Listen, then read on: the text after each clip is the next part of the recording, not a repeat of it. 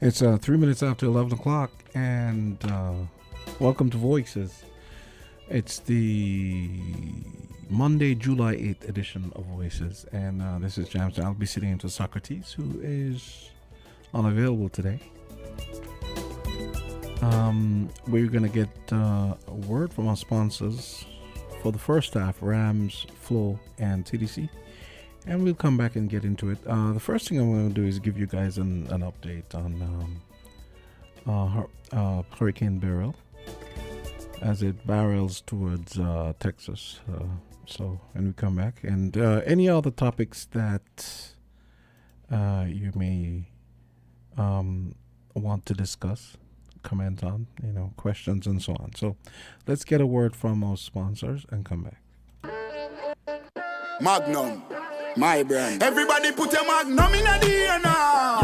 From you a drink Magnum, let me see. Take charge of things now your place now. From the river to the beach to the street. Hot Magnum when me have in a me hand there. He are a sipper, she tell me sweet. Look for me watch for your quick time check. Yeah. Right now a Magnum for your beat. Enjoy yourself every day of the week with a Magnum. My life I forget sweeter. Must be 18 years and older to drink. Drink responsibly. What has you so happy? My home internet just got upgraded, and I didn't even have to pay for it. What? Which network you have? Flow. Now I can get the fastest fiber internet in St. Kitts and Nevis for the lowest price. Fastest internet for the lowest price? What's the catch? No catch, my friend. 100 megabits per second for just $135 a month. With Flow, you truly get the best internet experience around. Switch to Flow for the fastest fiber internet at the lowest price. Visit a Flow store today. Conditions apply. Shopping with TDC just got much easier. Here's how. Log on to shoptdcgroup.com. Shop at your convenience at any time, from anywhere with your smartphone, tablet, or computer. With our safe and secure payment checkout, you choose the option to pick up in-store or have your goods delivered right to your door. It's that easy. Shop tdcgroup.com, your one-stop online store.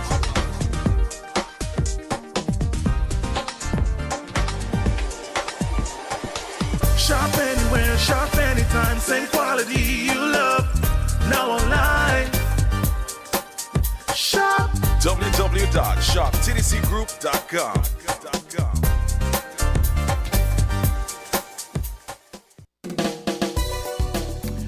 And we get ready for Voices. I wanted to read this article here first, just to kind of give you guys some background and sort of the latest on Hurricane Beryl. Texas is preparing for wind gusts of up to 100 miles per hour as Hurricane Beryl makes landfall. The storm center crossed the coast near Matagorda, Texas at 4 a.m. this morning, with maximum sustained winds at landfall reaching 80 miles per hour, classifying Beryl as a Category 1 hurricane. Now, a weather station in Freeport reported a gust of up to 90 miles per hour, but the National Hurricane Center warns that wind speeds could reach 100 miles per hour. The storm's eye is moving northward through southeast Texas, bringing heavy rainfall and a threat of tornadoes.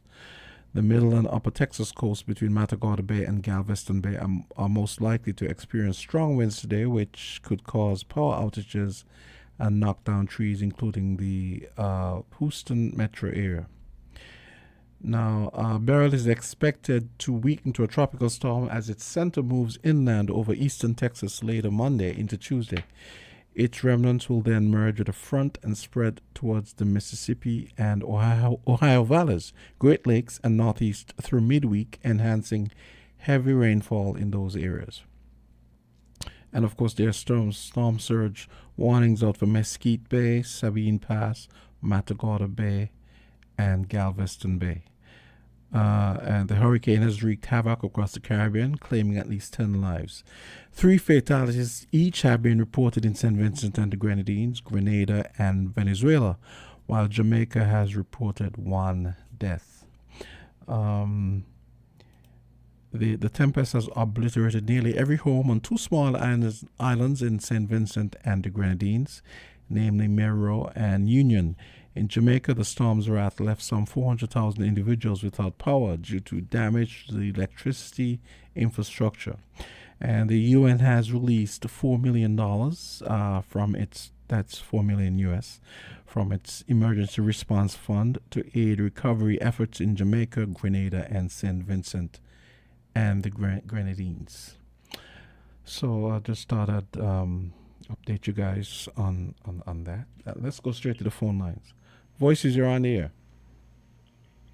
Good morning. Hi, good morning. Whenever Yes, it is. I'm right your here. voice sound a bit low, It does? less energetic. Anyway, my first, Not really. good morning to all the listeners over and abroad. We have a lot to give God thanks for you. You was listening, they said about 1 million people in the States out of electricity because of the approaching storm. Yeah, well, I just thought I'd read. I wanted to read that because, especially the information in the final bit, I wanted people to hear. But I will. What I really call for first, for those who can't hear the radio, if you have Alexa, you just ask it to play it and tune in. Yeah, yeah. I play most of my stations on tune in, you know. Yeah, I know. Some people may not know. I think most people know about tuning, actually. Huh? I think most people know about tuning, actually. Well, tell them tune in to get WINN FM.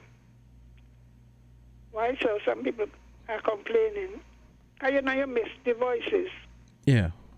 When I come back, I want to talk about St. Vincent having this reduced carnival in the face of such disaster. Oh, they are? Yeah. Okay. The president said they're going to have a scaled-down carnival. Okay. People wasn't, are you crazy? People over there wipe out, and over here you haven't jump up. So I'll come back with that one. So for those who don't know, and you have. But you can go ahead. You can go ahead. I don't have any calls at the moment. Yeah. So the Prime Minister of St. Vincent has announced, Ralph Gonsalves, that he proposed or intend to have a scaled-down carnival. Now, you're talking about Union Island. Was it 90% wipeout? Yeah, something like that. Yeah. People are relatives over there. To me, it is very insensitive. You know, it's a little earthquake pass and shake up the place. So while you're up there jumping up, people over there grieving, even if nobody died. When you lose everything, it's a catastrophe, you know. Because first thing you're looking into your age, what your ability to recover. So I don't know what people think about it, because there's quite an uproar in St. Vincent about it. You know, the younger people want to jam, eh? So I think it's short. So I said, look at how we really don't fear God, you know. We talk about it and so. You know, someone just say, well, if you rain in, it can't stop me. They have a calypso. They don't care if the whole thing tumble down. That is his attitude. So maybe I would like to hear some people's opinion on what they think about St. Vincent. And this carnival is next month, right? Yes. Yeah. Are we so callous? Have we no feeling? Now, if Union Island was set up in America, you could say, oh, and even now, I have relatives and a lot of Kittians and Caribbean people live in Houston and so. Yes. I have a nephew who lives there. People from our church live there. A lot of people who went to St. Thomas and St. Croix moved to Houston. You know, my heart goes out because whenever anything starts, I have been to Houston, and it beat me all ends up. They get flooding and whatever, but they're still building the houses flat on the ground. So you drive into the house, and you're going to the house. I want to carry my house up a certain height. You know, so, and then they make these kind of cardboard houses. And the thing passed to the whole thing now. So my out to them, and I beg the Lord to have mercy. Mercy is what we want. You can't say, well, it's American, you don't mind. People are people. And we got to have some empathy, and so Ralph Gonzalez needs some God in his life. All right, then. But so wait. Let me get this straight. So you're saying you're against him scaling back Carnival? In the face of having one of his islands wiped out. Yes. That is it, not that cannibal, You have on one of the islands, what is it, about 10,000 people on it? Well, I don't know how many people, but what Union Island belongs to who? St. Vincent. Okay. Canoan and Petit Martinique belong to Grenada. Mm-hmm. Carriacou, yeah. Carriacou and Petit Martinique belong to Grenada. Okay. So one of his own island, and that is one of the main tourist attractions, Mm-hmm. The yachts goes here and the rich people go here. And they wipe out, and you're thinking about jumping up out in the mainland. That to me is insensitive. What do you think about it? No, no. I'm confused. I thought you said he wants to scale back Carnival, but you're against that. I'm confused. I am talking about the timing. The timing is important. You understand? It's up to now, nothing has come over from the large island to them.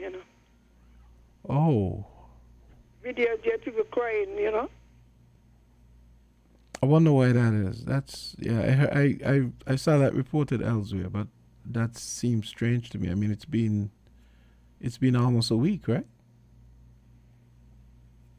A week, and people still homeless.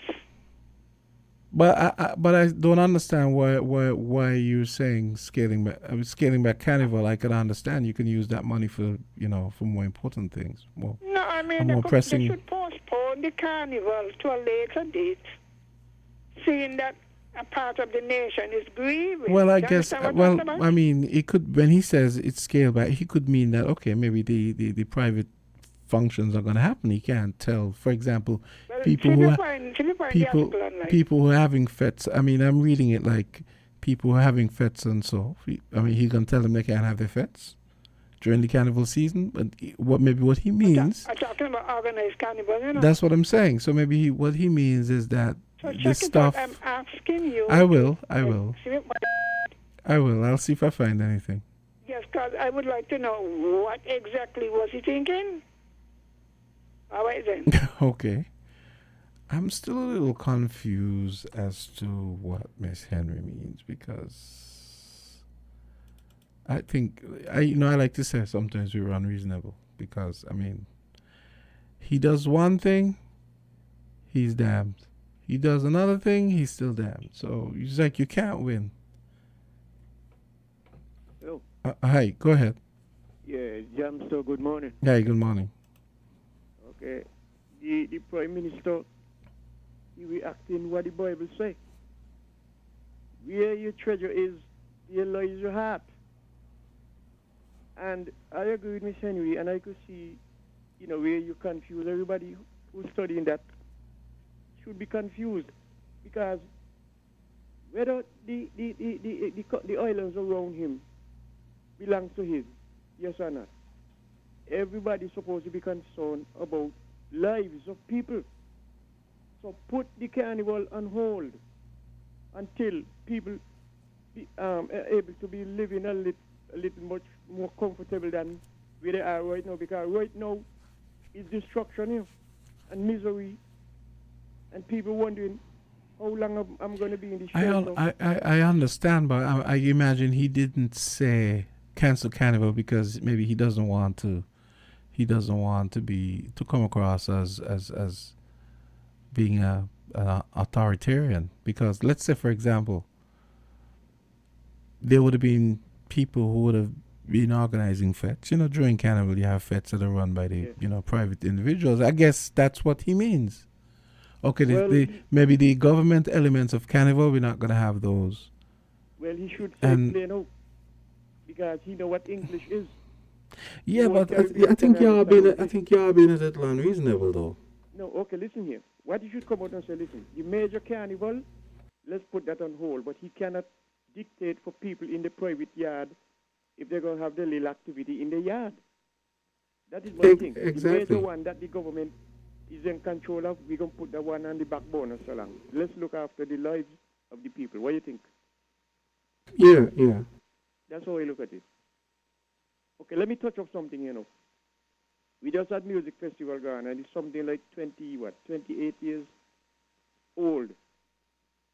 And you're going to tell me, from 1996 till now, we still have to depend on international stars out there to come here and sing for us to get money from music festival.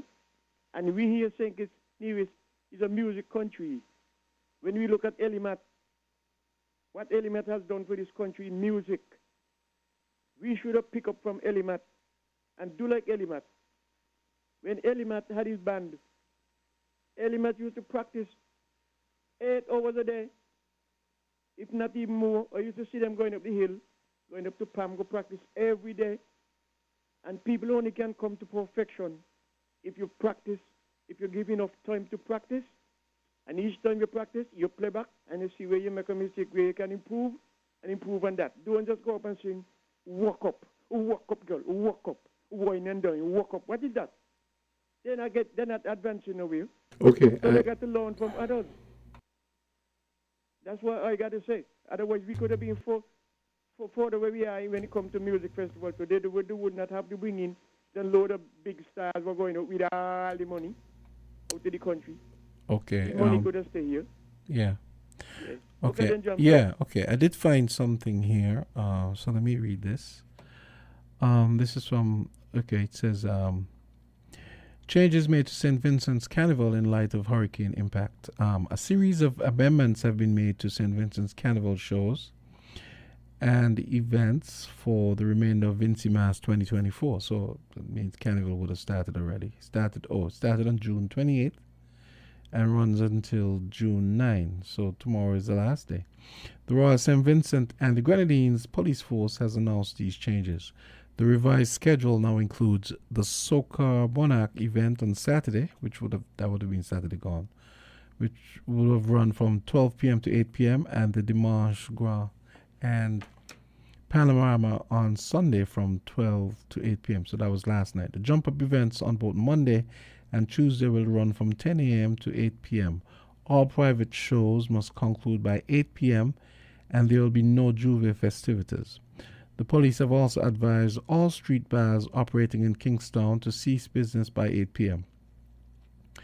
These changes are necessitated by the devastation and loss of lives caused by Hurricane Beryl, the unavailability of electricity in approximately 3/4 of the country, which may hinder the police's ability to ensure the safety and security of patrons, and as a show of solidarity with the region as it grapples with the destruction caused by the hurricane. So, yeah, that's what it says. Okay, so I guess part of it is power being out and finding ways to scale back. Okay, interesting. Okay, let's take a break and hear from our sponsors, and then we'll come back. It's 11:22. Found the sound 99.9 FM.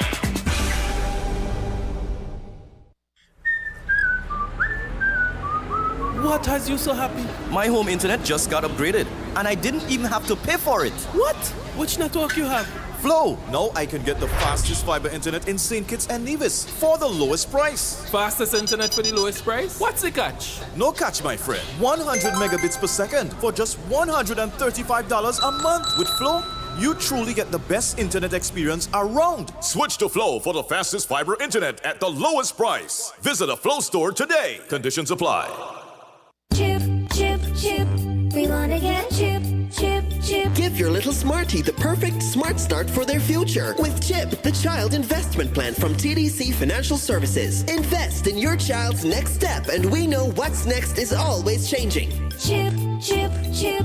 We wanna get chip, chip, chip. CHIP is a long-term plan with no minimum deposit, no monthly commitment, and you're guaranteed a special high interest rate per annum. I want chip. I want chip too. Visit TDC Financial Services today and get CHIP, the child investment plan, providing the best head start for every child. Chip, chip, chip.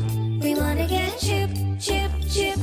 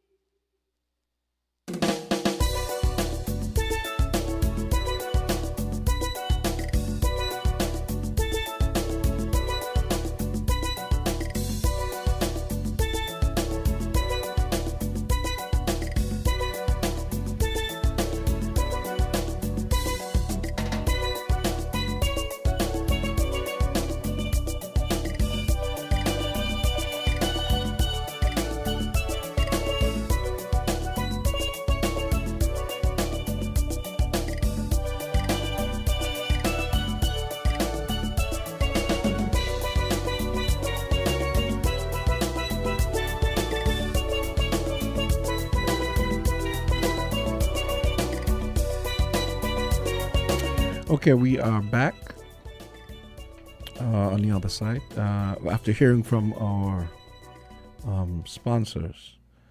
So yes, we were just having. I just had a conversation with Miss Henry about the scale back of Carnival. Well, tomorrow is the last day of Carnival actually in St. Vincey, Mass. So I just read an article which outlined what the downscaling incorporated. And just in case anyone's wondering, Fireman Hooper won the Soca Monarch competition on Saturday for the 13th time apparently, and Hans John won the groovy side of things. Over there, so Fireman Hooper actually is getting $60,000, and the Raga Soca guy, that's what they call it on the groovy side, gets $30,000. But yeah, you did hear us outline. Hear me outline some of the downscaling that was going on for Carnival. So anyone has any calls, feel free to bring them to us. The numbers are 466-0989, 662-0989. I was also looking for, let me see.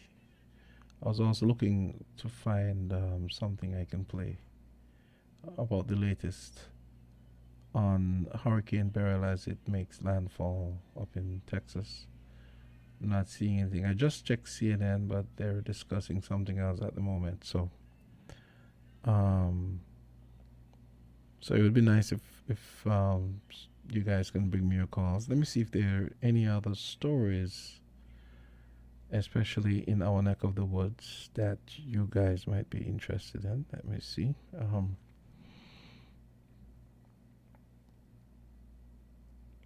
Okay, so And we just had we also heard from Noah Mills this morning, after giving us a postmortem on the wrap up of successful expanded Mango Festival. We heard from him this morning. So now I guess you can say we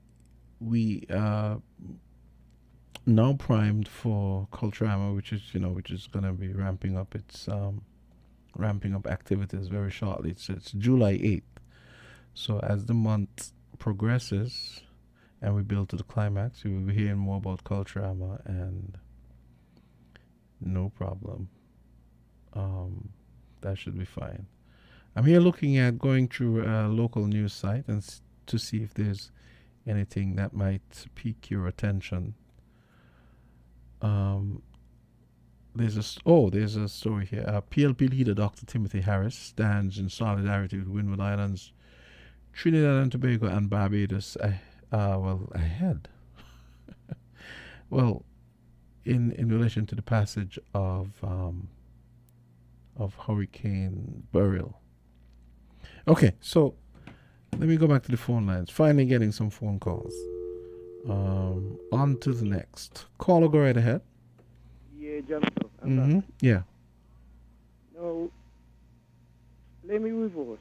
1970, when the Christina sink, we only had one station in the Federation, and that was ZZ.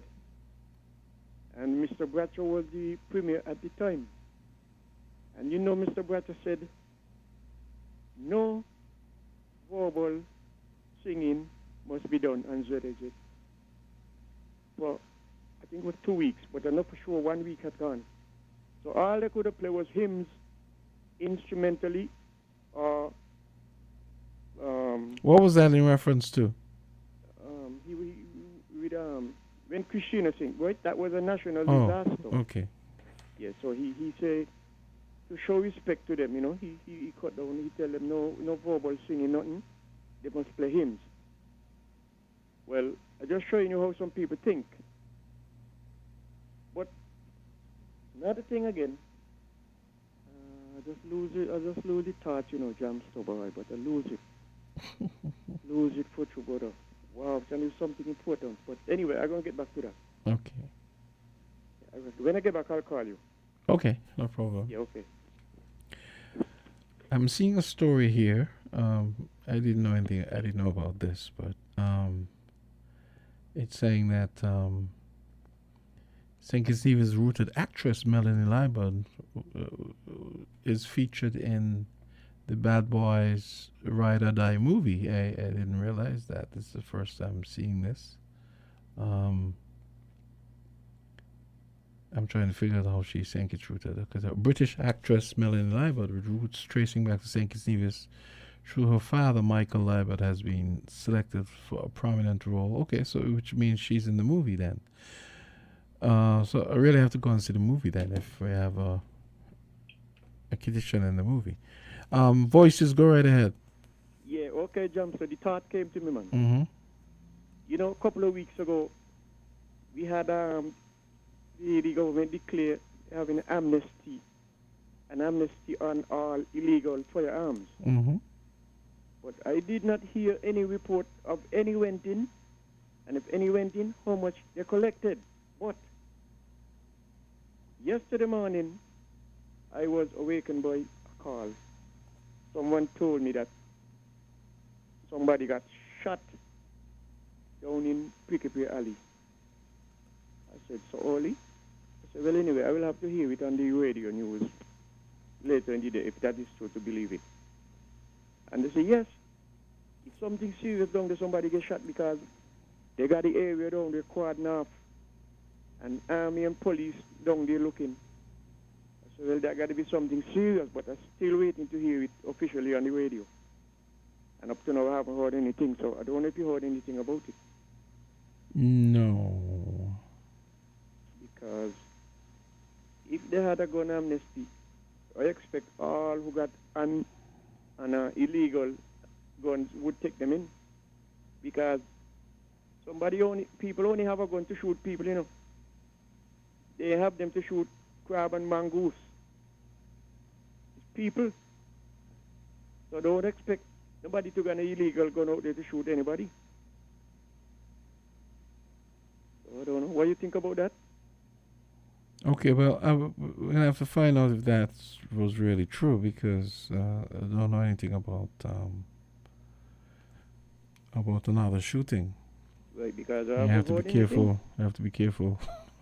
Right, I haven't With heard it. anything. That is why you see, I just refer to some of them things what they got from Facebook as sidewalk, melee. How could people get about the bed so early in the morning? Go take pictures of a place which is the wrong place. If something like that did happen and it did not happen, where they say it happened. Why should big people do that? Children in Pampers don't do that. Kindergarten children don't do that with their phone. A lot of people misusing these phones, misusing them, and they were not designed for that. They were designed for useful, helpful purposes and truthful things, not false and propaganda and all that kind of nonsense, just to degrade people. Come on, people, man, don't do that. Okay. Don't do that. Otherwise, you're going to get some big thump, boom, boom, thumping on your back. Don't need a stupidness, man. Okay, Jamsto. Yeah. Okay. Now I'm getting this is the second report I'm getting of people saying they're having trouble hearing us. I don't understand why that. I really don't understand why that is. Okay, so I got a message that someone is having.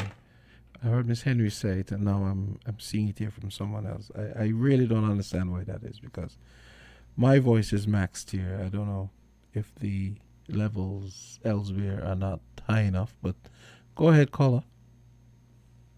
Good afternoon, Jamster. Hey, what's up? All right. Now, I read an article on your all website. It is called, the article is titled, Prime Minister Joe outlines wealth building and economic security measures. And it's July the 4th. Now, what I'm going to say is this. Unless those things are based upon, unless that project of his is based upon, one, taking away the protectionism that government has given to agents in telling the agents them that once you are an agent for whatever, nobody else can bring it in and sell it. One, if government does not take away those protectionism that they've given to the agents, if government does not at least be continually decreasing taxes and fees and those sort of stuff, and unless the government also, in addition, start taking away government regulations from off the economy, if the government ain't doing at least those three things.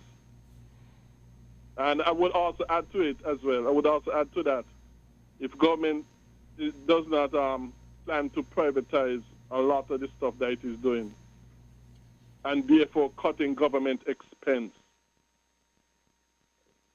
then, with all due respect, the Prime Minister is not on the correct road for wealth building and economic safety and economic security measures where the Federation is concerned, if he's not going to do those things.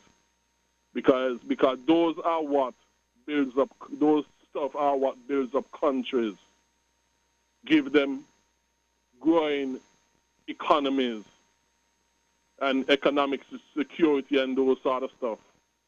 As businesses, as a result of those measures, start to increase in your economy, work, jobs start to increase in your economy, competition of businesses and so on start to increase in the economy. As a result of those measures, that I've just outlined. If he's doing those things, then he isn't on the right road. And he's getting bad advice. Those are the stuff that he needs to do. With all due respect, the gentleman in Argentina who was elected and who took office in December last year, Milei, he has done certain things that I have been speaking about. He has cut government spending, he has cut government bureaucracy, and he has done other such things that I have mentioned. And, for example, another thing that he has done is he took away the rent controls. That's another thing he had done, took away rent controls. And what has been the result so far? Well, the result so far is that homelessness has decreased a whole lot as more people are now getting houses to live in. Because you have taken away the rent control, you have more investors coming on scene with houses and creating more competition as more come on scene with houses, as they invest in houses, and that actually is lowering the price, the competition for people for rent, not government controls. And also, what have been other results so far? Argentina has, since in many years now, this year, when Milei has got elected, has made a surplus. And not only that, inflation is dropping, contrary to the socialists them who was before him, the people them who believe that government should be doing this, government should be doing that, government should be owning this, government should be owning that, regulating this, regulating that, controlling this, controlling that, providing this, providing that. Those people who was in office that Milei has replaced. Since Milei has come on the scene, Argentina has seen, like I said, surplus in many years and is now seeing decreases in inflation and decreases in homelessness and that sort of stuff. Things that I have been outlining as scriptural, you know. Not that he sees it as scriptural, but he nevertheless. But why? But what? I still don't understand. I still don't understand. I'm not saying. I'm not saying that. I'm not saying that. Politicians and people who make up government should just be. I'm just not saying they should be rampantly immoral, but I'm just wondering why I still don't understand your insistence on bringing the Bible into this sphere. I mean, you just said that Mr. Milei is, he's turning things around in Argentina slowly but surely. But why? Let's not just why can't we just discuss it in practical? In just practical and let's say fiscal terms, rather than bringing the Bible into it. No, because Trevor, I'm showing people that. Hey, I'm showing people example. Even though people who doesn't know that they're doing some scriptural principle, even though they don't know that they're doing it, and are unintentionally doing such, I'm showing people, hey, you do things the Bible way. You bring more prosperity on your country, and here are some practical examples. Because a lot of people, so they hear about the Bible, they get turned off. But Gregory, you really, I mean, this is just one of those things you're just never going to get any traction on, because you're just not going to get any traction around here as far as getting our politicians or even the people who run the country to do things in a biblical way, as you like to put it. I don't. I mean, listen, they already listen. The regular man already has all these vices. He has to constantly defend temptations and vices that he constantly has to navigate and fend off. And then you add politician to that mix, and all of the perks and the other things that come with And temptations, I mean, it's like temptations on steroids that come with holding power. I mean, nah, it's not going to happen. You never know, Trevor. When you look at history, God has given some countries and communities, to a certain extent, revival and transformation and reformation. God have done that to certain areas of the world. And there's no reason why he can't do it. But you all start with telling people what the word of God says. They should repent and themselves. So you never know, Trevor. I admire your faith, but I think it's misplaced. You never know. You need to revivals are broken out in different parts of the world. You need to redirect your faith. You need to redirect your faith elsewhere, because politicians, nah. No. I've given up on. I personally have given up on politicians anywhere, starting home, anywhere. Being really committed to doing the right thing. I think the only thing they're committed to is getting the bag. The end. That's the only thing that matters to them. That's the priority. And I defy anyone to tell me otherwise. Yeah, and I include the ones who run this country. Trevor, I mean, take for example, we've been hearing all this stuff about the geothermal project in Nevis. I mean, I heard the premier say that one of the reasons why it's taken so long is funding. Okay, I understand that. But it would not surprise me if another 10 years pass and it still hasn't gotten off the ground. I have no faith in any of them. Trevor, I have to see it. Correct. I have to see it first. I have no faith in our politicians.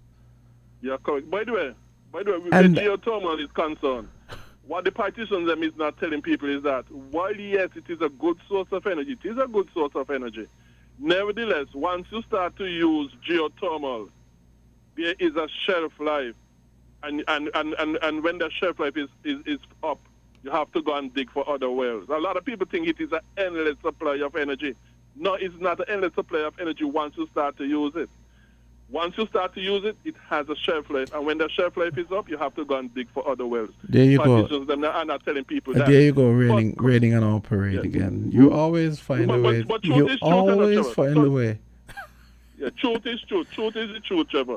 And I love to tell people the truth, okay? Whether they want to hear it yes or not, I love to, because the truth is what's going to save you in the end. Not the sweet lies. Now, come back to Miller. Trevor, you can't give up. The reason why I say you can't give up, because before Miller went to office, okay? You know what the people used to call him? El Loco, the crazy one. Because the policies that he used to talk about, which to a certain extent overlap with what I just said. Okay? They call him El Loco, the crazy one. They call him crazy. So now that, okay, the socialists, the people who believe government should be running this, running that, things got so bad under them that the people then decided, you know what, let's give Miller a chance. And they vote in Miller of Argentina. And right now, they're seeing improvement. Improvement, the one who they used to call the crazy. And seeing improvement. Yeah. Things are turning around. Hello, Trevor? The other thing it's key to point out is that in our political milieu, have you ever heard, I think it's Nevis government say, we're going to cut spending or we're going to be watching. Have you ever heard that? I just want to ask. Never, you. ever. Okay, good. Therein lies another problem. Never, ever.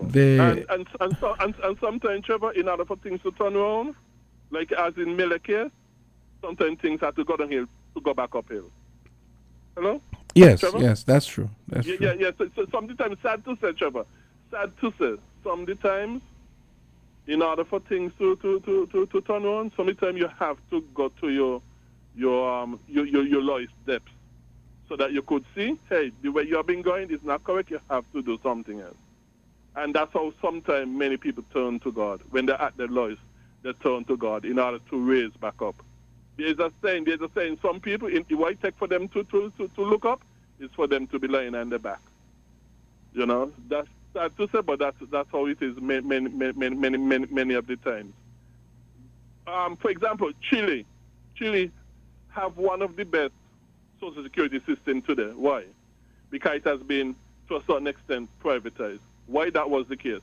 During Pinochet time, things got so bad economically that the social security system was coming to destruction, was coming to ruin.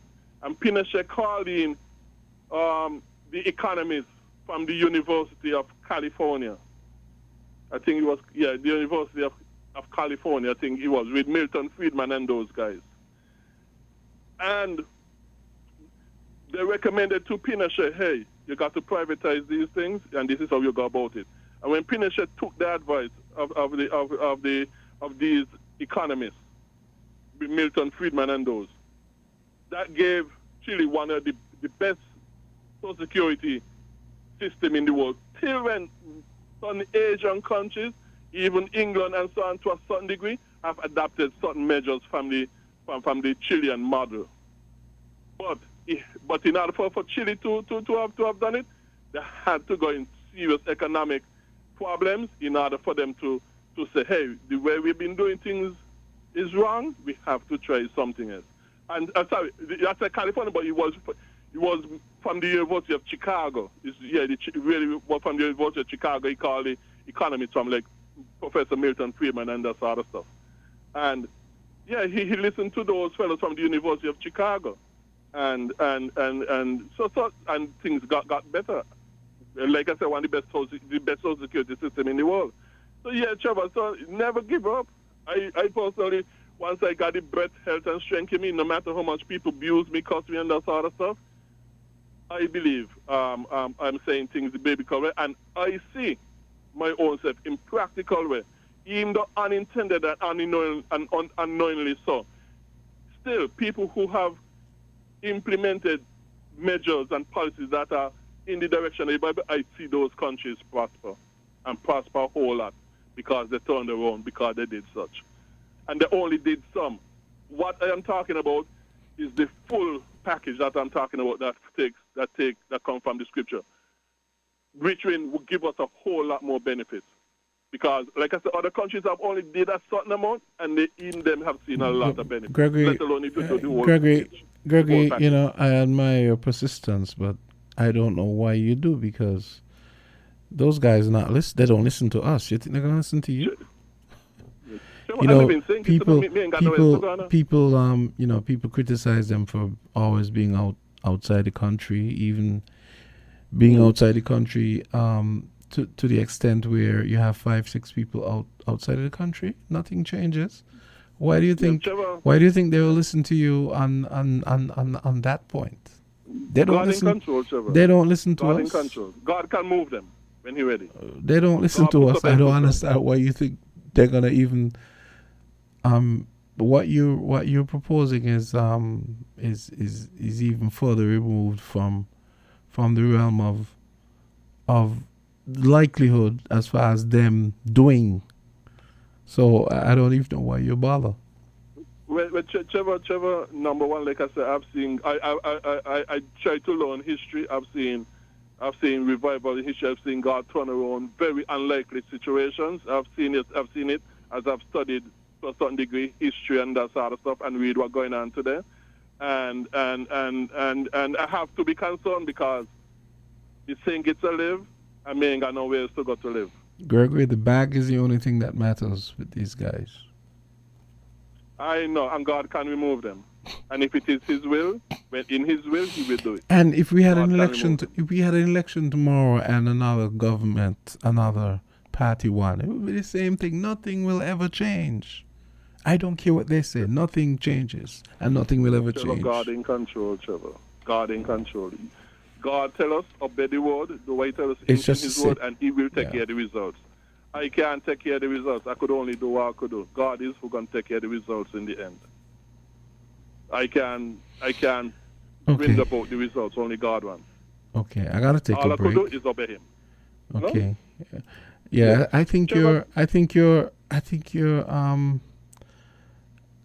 efforts are best directed elsewhere, because So I don't think. It's a live, I agree. go. If think it's go down, I'm going down with it. And if think it's rise, I'm going to rise with it. Me ain't got nowhere else to go. I can't go anywhere else to live. Me not got no visa. I me not got no green card. I assure you that's a thought that will never cross their mind. If think it's going on, they're not going on with it. I can tell you that. A lot of them, because they could go other places to live, they could go other places and get jobs. So you think it's go down, they ain't going to go down with it. But you think it's going down, are you going down with it? So me ain't going to willfully do things to destroy St. Kitts. I'm doing what I believe is the best for St. Kitts, and I think the Word of God is where I'm getting my beliefs and opinions and views from. And I put my trust in the Word of God. That it is 100% correct and accurate. And the truth as well. I just hope you don't. Yeah, okay. Thank you. All right. WINN is 98.9. 98.9 is Win FM. Magnum, my brand. Everybody put your Magnum in the air now.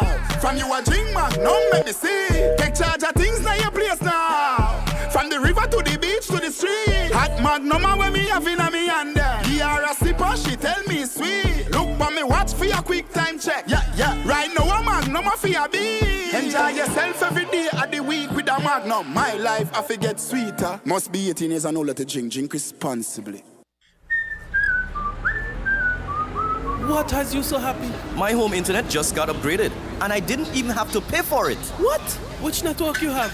Flow. Now I can get the fastest fiber internet in St. Kitts and Nevis for the lowest price. Fastest internet for the lowest price? What's the catch? No catch, my friend. 100 megabits per second for just $135 a month. With Flow, you truly get the best internet experience around. Switch to Flow for the fastest fiber internet at the lowest price. Visit a Flow store today. Conditions apply. TDC Financial Services. We're here for you to help you make your dreams come true. Whether your needs are big or small, we'll support you with them all. TDC Financial Services. We are strong. TDC Financial Services. This is where you belong. TDC Financial Services, where money is made easy.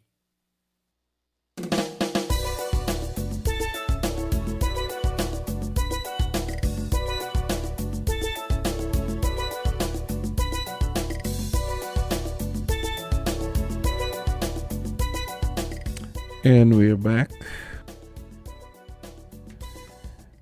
So, okay, we go straight back to the phone lines. Call, go right ahead. It's 11:56. We stop in about 4 minutes for the news. Go ahead.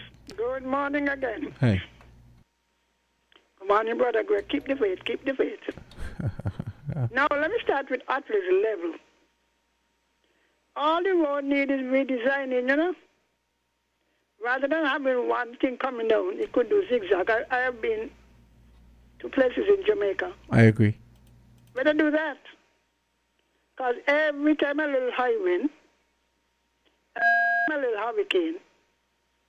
I mean, this thing, the mountain part is just starting all way back. I remember one time when our youth group went up there. You feel like you're breaking your neck walking, coming down. So all they had to do is to cut the road differently. You go across, and then you go back up, and then you go across. Then you wouldn't have any problem.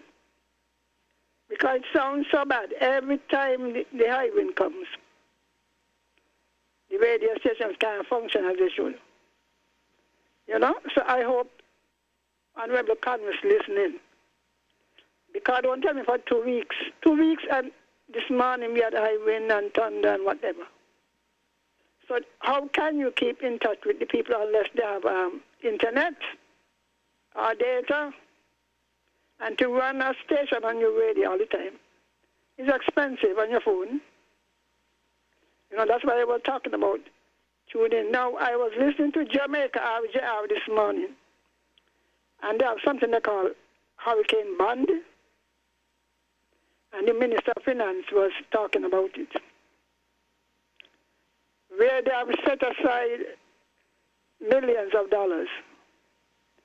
And depending on the intensity of the damage, they would release some of the funds. Now, for donkey years, he's saying set up a sovereign fund, sovereign growth fund. Set aside some of the money from the CBI in case of a disaster. Yes, I've been saying that too. I mean, years. The money roll in, it roll out, I roll cross.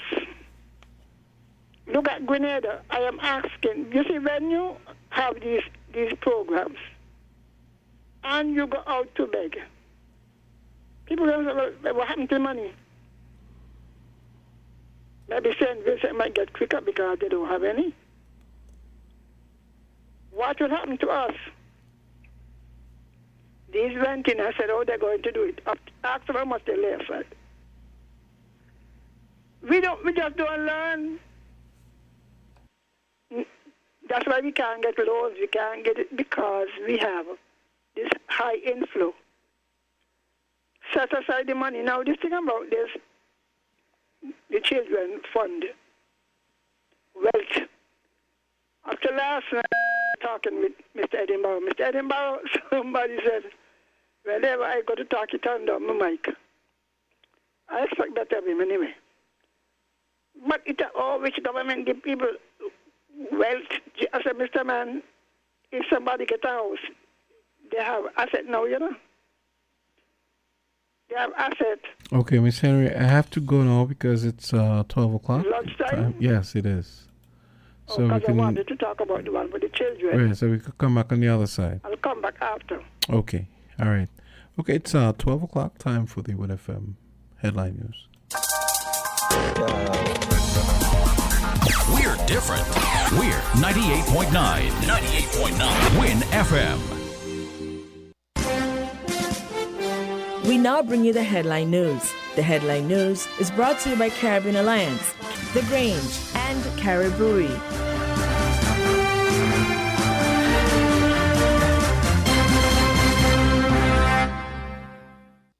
Did you know that the Grange Healthcare Facility is the first purpose-built, non-governmental healthcare organization on St. Kitts?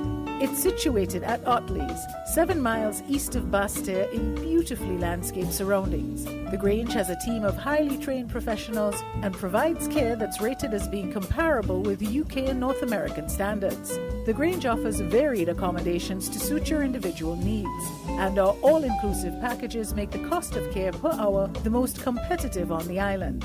Services include convalescent care for all ages, daycare facilities for older adults, rehabilitation services, and training and continuing education for healthcare providers. For more information, call 466-5525 or 465-8020. Fax 466-8221 or email thegrangehealth@gmail.com or visit our website at www.grangehealthcarefacility.com.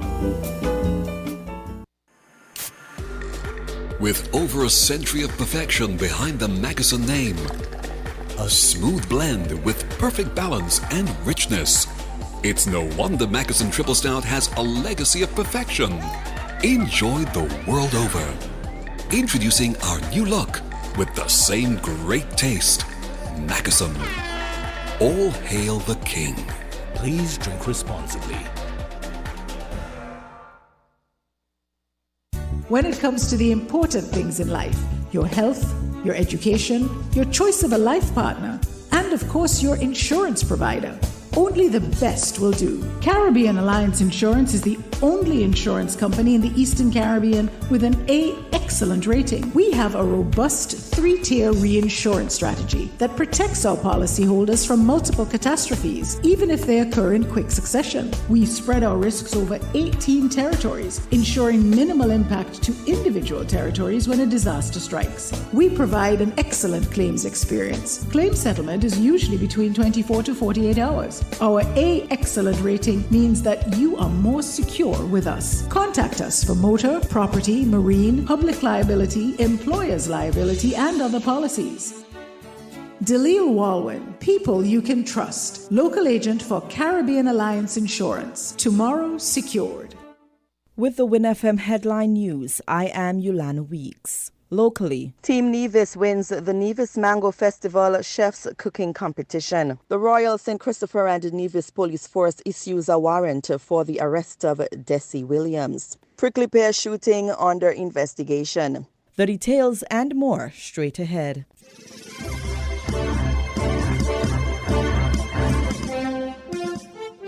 Team Nevis, represented by Margaret Castro and Dillon Paris, copped the top position at the Nevis Mango Festival Chef's Cooking Competition on Sunday, July 7, 2024, at the Malcolm Guichard Recreational Park.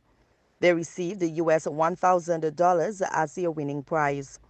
The other teams represented were second places Antigua and Barbuda, represented by Chef Ronald and Chef Jean Pierre. The United States of America, represented by Chef Terry and Chef Wilroy, and St. Kitts, represented by Chef Cashiana and Chef Canini. The teams participated in 2 rounds of competition. In the first round, the teams prepared an appetizer and plated it in a allotted time of 30 minutes. The chefs were required to include a noticeable portion of protein, plantain, avocado, beets, and mango as the main ingredient. The teams also prepared an entree, utilizing ingredients from a mystery basket in the second round. They were given an allotted time of 45 minutes to prepare the meal and plate it. The ingredients in the mystery basket were chicken breast, dried coffee, ripe plantain, orange, raisins, spinach, and coconut. For the appetizer, Team Nevis prepared a mango and papaya shred with a mix of Asian fusion sauce, tamarind, oyster, and peach sauce with dried shrimp for protein. It also included avocado with basil mango sauce. For the main course, Team Nevis prepared a spinach salad with mango basil dressing and a couscous made up of chicken with teriyaki sauce, garlic, onion, coffee, and ginger. On the bottom was beet and yogurt puree, whilst on the top was a salsa made of mango green, mango yellow, hearts of parm, coconut, and fresh radish. The judging criteria included taste of flavor 25 points, presentation 25 points, creativity 20 points, team coordination 20 points, use of ingredients 10 points for a total of 100 points. There was a panel of 4 judges, including head judge Sean Benjamin from the United States, Jadel Allen from Golden Rock Inn, Charlie Amory from Amory Enterprises, and Lisa Paff from Lime Beach Bar and Tours. The 10th edition of the Nevis Mango Festival commenced on Thursday, July 4, and climaxed on Sunday night, July 7, with a mango concert with live performances by Dennis Gordon, Abena Amory, X-Man and the X Factor Band, Greenhouse Band, Mark and the Ivy Band, Regal Band, and Garlic and the Upper Level Band. Scores of individuals were in attendance, including Prime Minister Dr. Terence Drew and the Deputy Prime Minister Dr. Jeffrey Hanley.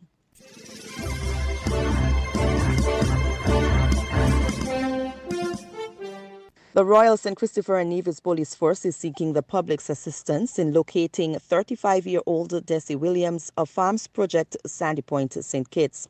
A warrant was issued for Williams' arrest in connection to several offenses of false pretense, the police notified. A senior police officer told WINNFM that Williams was accused by several persons of offering goods for sale on Facebook, getting paid, and not delivering.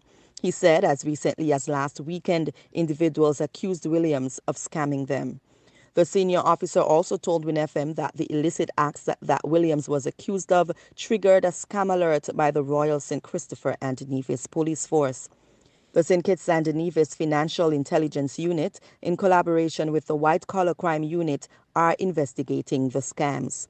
The general public was advised to, quote, exercise caution when utilizing social media as a channel for the selling and procuring of goods and the use of online platforms for payments, unquote. Anyone who knows the whereabouts of Desi Williams is asked to contact the Criminal Investigations Department at 662-7062 or 465-2241, extension 4231 or 4338.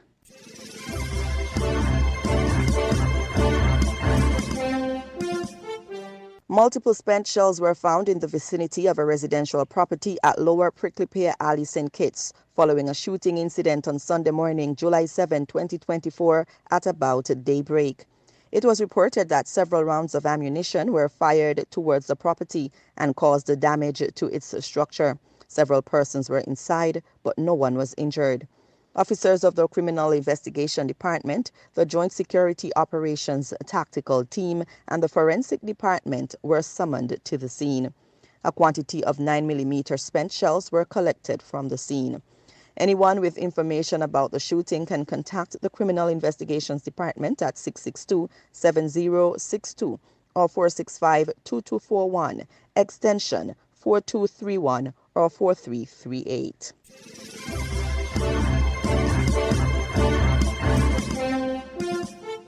Regionally, after having teachers on strike for more than 75 days during 2 different periods since February, the Ghana Teachers Union has dropped its demand for its 2019 to 2023 proposal to be negotiated first and has now agreed with the Education Ministry to shelve that period and begin salary negotiations from this year moving forward.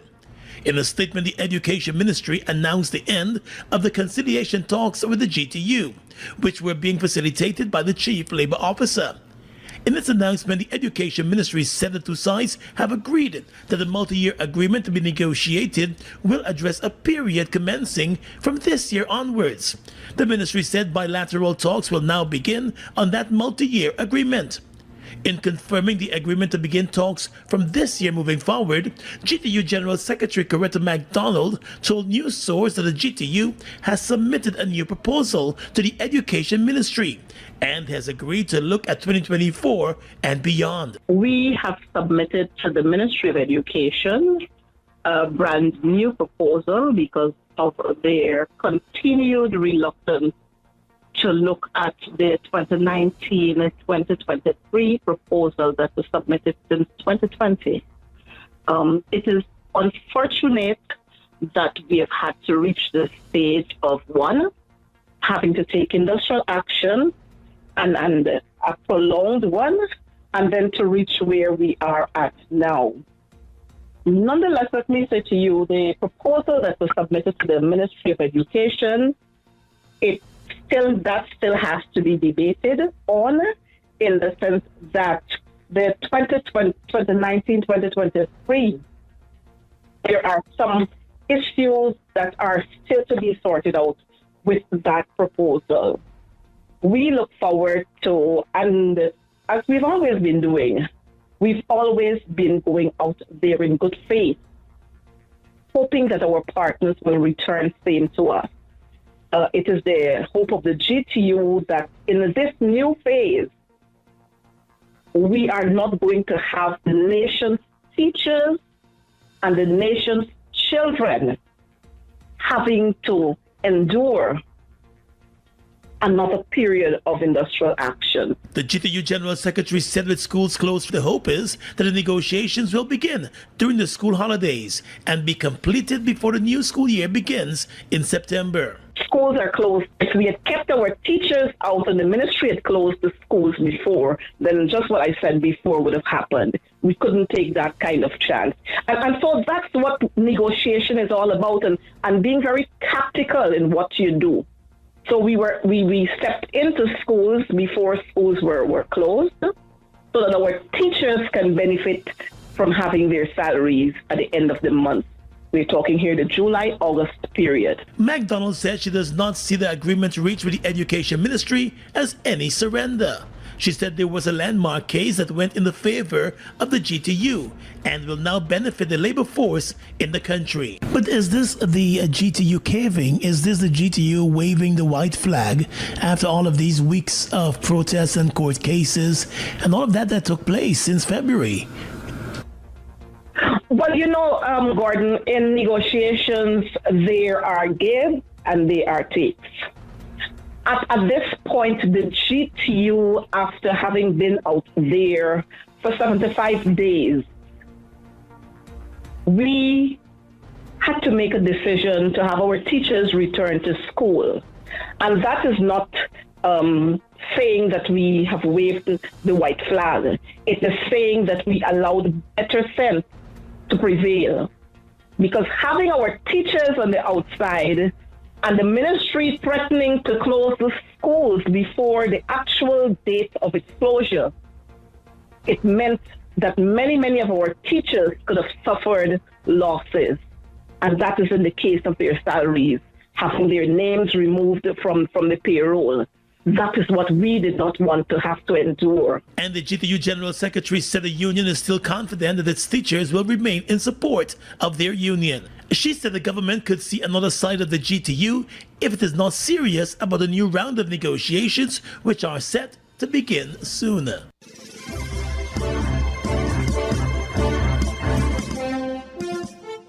Internationally, we begin in France, where voters are waking up to the news of a surprise outcome in the parliamentary elections. We now know the final result. A coalition of left-wing parties has won most seats in the high-stakes snap election. President Macron's centrists came second, with the far-right National Rally third. Its leader, Jordan Bardella, said the left's electoral arrangement appeared to have thrown France into the hands of the hard left. The left-wing New Popular Front has won 182 seats in total. Marine Le Pen's National Rally, who won the opening round, have 143 MPs. They slipped to third place, behind President Emmanuel Macron's centrist alliance called Together, who have 168 seats. France, therefore, will have a hung parliament. Our correspondent Mark Lowen has the story. Victory brings joy and also relief. For France's left, the fear that the far-right National Rally stood at the gates of power finally abated. Instead, they came out on top, beating the rally into third place, thwarting its hopes of power, and with it the hard line on immigration and law and order. I'm still moved. It's incredible. We're relieved. There is a lot of hope. There is a lot of hope for the future of France, for the left. What is happening here is historic. It's a liberation.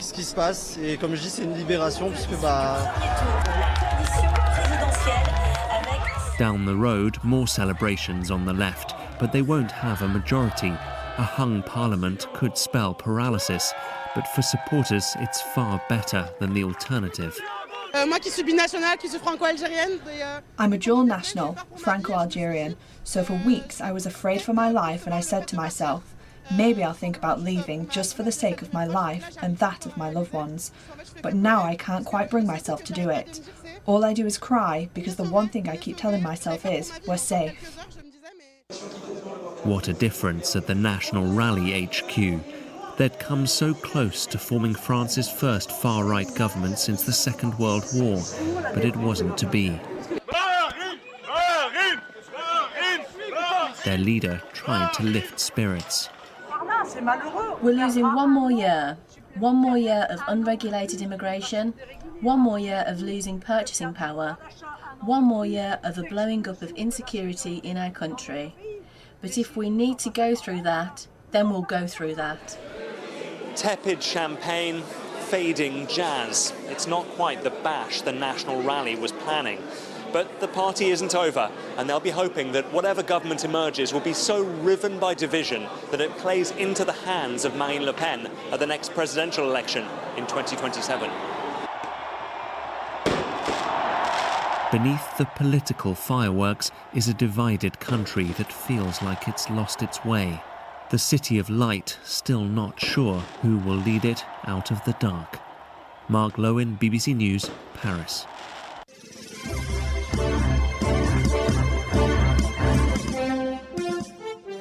Boeing has accepted a plea deal on a criminal fraud charge related to 2 fatal crashes of its 737 MAX jets. The terms include a fine of more than $243 million. At least 346 people were killed in crashes in Indonesia and Ethiopia between 2018 and 2019. The Justice Department found Boeing guilty of violating a settlement in which the company had avoided criminal charges. The company was accused of repeated safety failures. Relatives of the victims have criticised this deal, saying it means that Boeing avoids criminal charges in court and billions more in compensation. Well, let's bring in Todd Curtis. He is the CEO of the consultancy airsafe.com. He's also a former safety engineer for Boeing, and he joins us now from San Francisco. Todd, so this presumably avoids a very public court trial, but it is still a guilty plea, right? Just how damaging is this for Boeing? Well, it's damaging to the reputation of the company, no doubt. And this is a guilty plea, not of any individual in the company, but of the company itself. And why this might be important is that there are many laws in the United States that says a company that has been convicted of the kind of infraction that Boeing has been convicted of may not be able to get new contracts for the government. And of course, Boeing is a major defense and civilian contractor for the government. So it'll be interesting to see if this is just the first of several economic and financial impacts of the company. It's interesting you say that, because I understand something like nearly 40% of Boeing's revenue actually comes from US government contracts. There has been speculation that there is a deal being done outside of this one to make sure that that's not affected. Well, I'm certain that the people at Boeing who do this sort of thing, negotiate with the government in Washington, D.C., is working hard at this moment, because for smaller companies, certainly, an infraction like this, a guilty plea like this, usually spells a disaster for their government contracts going forward. But as you mentioned, Boeing is a very, very large contractor, not just with defense, but even with spacecraft. And there's one of their spacecraft at the International Space Station as we speak. So again, this could have wide-ranging repercussions, although immediately, no repercussions against any individuals, especially against any managers or CEOs at Boeing. Well, let me ask you then about accountability, because I see the families of victims did get something that they wanted very badly, a meeting with Boeing's board of directors, but they clearly do not feel like this has gone far enough. Well, this has gone to an extent that is unusual in the United States. The amount of the fine that they have is approximately the same amount they would have spent had Boeing originally provided proper training for the pilots who flew the 737 MAX. In fact, this is the very same amount that was levied against Boeing 3 years ago when the first agreement was met. They violated that agreement. And as a result, they were convicted of defrauding the United States government, and they doubled the fine, another $243 million. Also, as you're alluding to there, this sounds like it was a very, very limited plea deal. There are obviously a number of other ongoing investigations that Boeing faces on other counts of safety. Could we still see public criminal prosecution of the company? Oh, of course. Because of the limited nature of this only accounts for what happened up to the crashes. If there had been anything that happened afterwards, for example, this past January, a door plug blew out of a 737 MAX, and there are ongoing investigations as to what caused that and whether or not the company's management or the company itself had a role to play. And certainly there could be civil and even criminal charges coming out of the door event. That's unaffected by the plea bargain that happened this week. Todd, as you were saying, I mean, Boeing's reputation has taken a huge battering over recent years. I understand they are trying to restructure, to change things. As someone who's been on the inside, is that likely to work? What kind of scale do we need to see here? Well, some of the moves that are being made are slow and that they're very large. For example, there was a large division of Boeing that was responsible for manufacturing a major portion of the 737. In 2005, that became an independent company. But just in the last few weeks, Boeing has announced they will buy that company back. It will be a wholly owned subsidiary of Boeing, which means the kind of management structure that exists now will be tighter. That is, the managers at Boeing will be directly responsible for the manufacturing of the 737 fuselage, not indirectly, as the case is now. Well, we'll see if that changes perceptions of the company. Indeed, Todd Curtis there, the CEO of airsafe.com and a former safety engineer for Boeing. Thank you so much for joining us on Al Jazeera, Todd.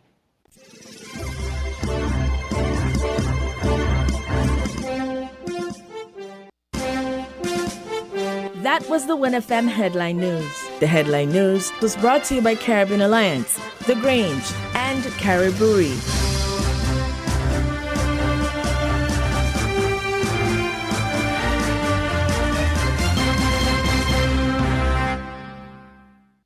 When it comes to the important things in life, your health, your education, your choice of a life partner, and of course your insurance provider, Only the best will do. Caribbean Alliance Insurance is the only insurance company in the Eastern Caribbean with an A excellent rating. We have a robust 3-tier reinsurance strategy that protects our policyholders from multiple catastrophes, even if they occur in quick succession. We spread our risks over 18 territories, ensuring minimal impact to individual territories when a disaster strikes. We provide an excellent claims experience. Claim settlement is usually between 24 to 48 hours. Our A excellent rating means that you are more secure with us. Contact us for motor, property, marine, public liability, employer's liability, and other policies.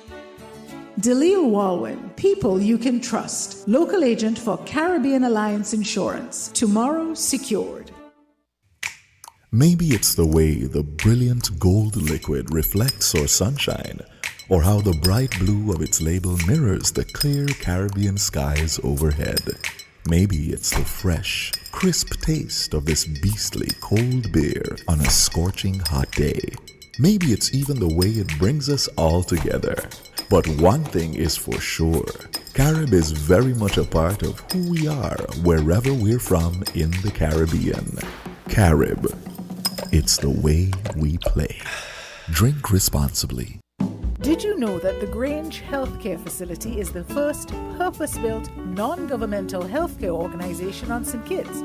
It's situated at Otley's, 7 miles east of Basseterre in beautifully landscaped surroundings. The Grange has a team of highly trained professionals and provides care that's rated as being comparable with UK and North American standards. The Grange offers varied accommodations to suit your individual needs, and our all-inclusive packages make the cost of care per hour the most competitive on the island. Services include convalescent care for all ages, daycare facilities for older adults, rehabilitation services, and training and continuing education for healthcare providers. For more information, call 466-5525 or 465-8020. Fax 466-8221 or email thegrangehealth@gmail.com or visit our website at www.grangehealthcarefacility.com. We're different. We're 98.9. 98.9. Win FM.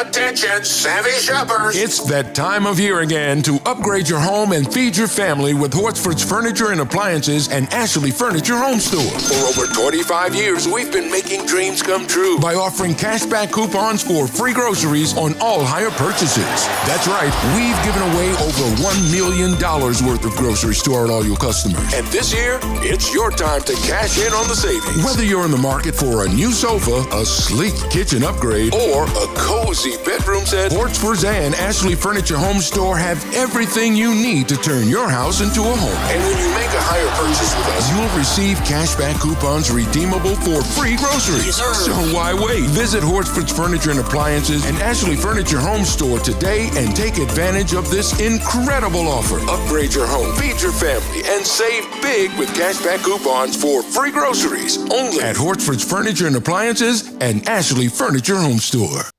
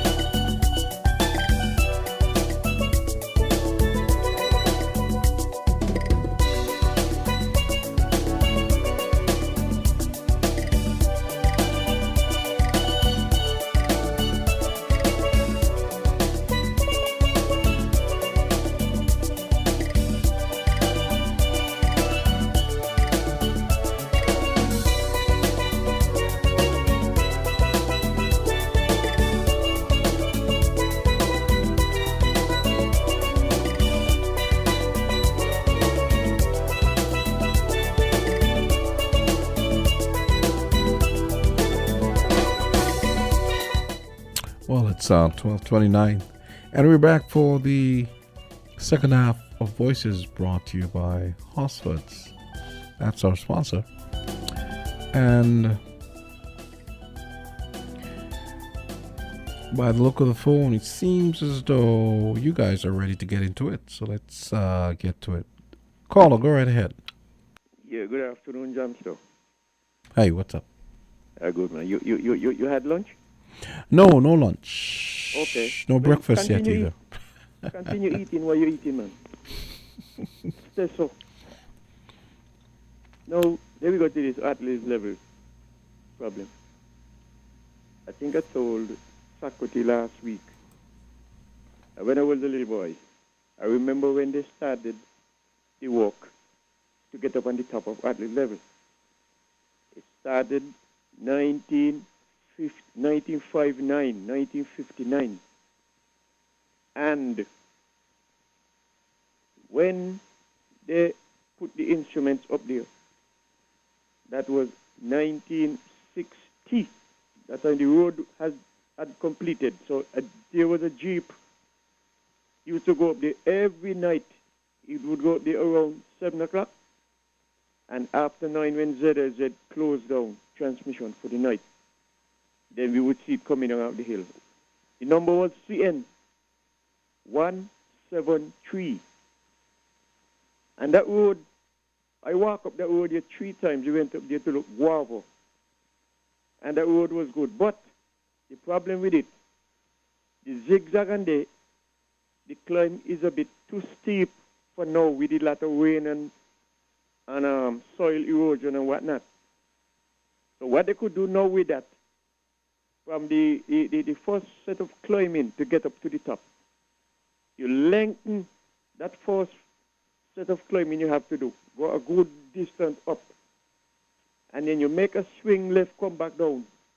So each climb, it would be not as steep as it is now.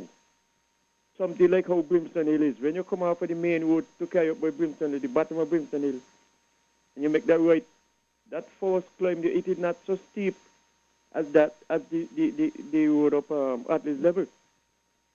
Because we used to go up there, me and Tony Berry used to go up there every afternoon on bicycle to train to strengthen our legs in the hills. And to ride the Brimstone Hill is not easy.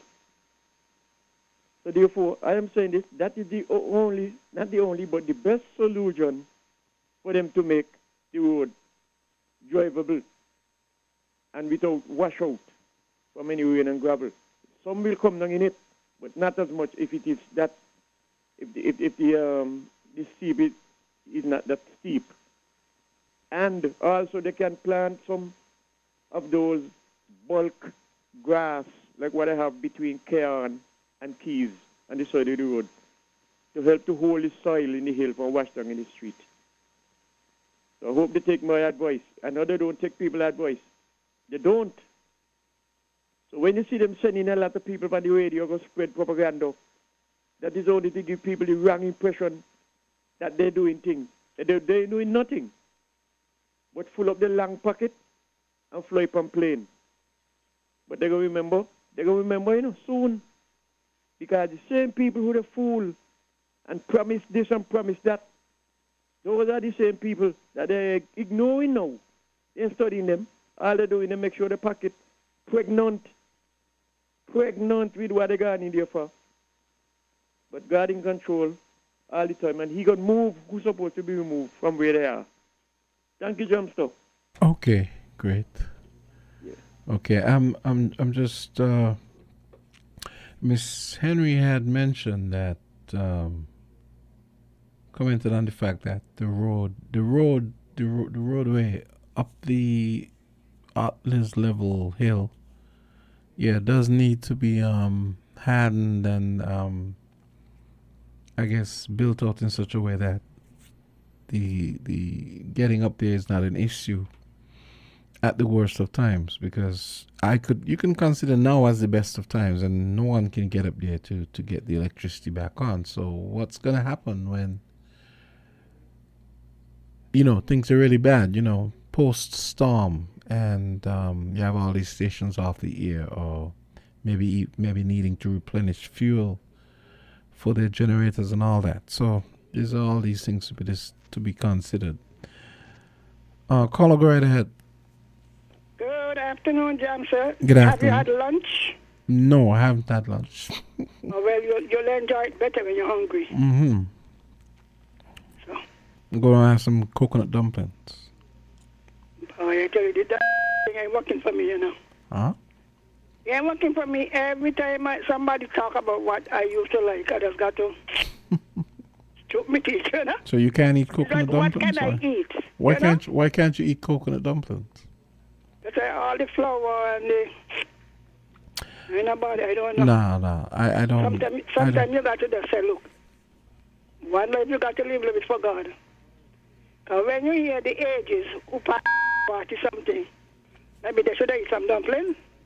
Because I am now 76, and I don't plan to go right now.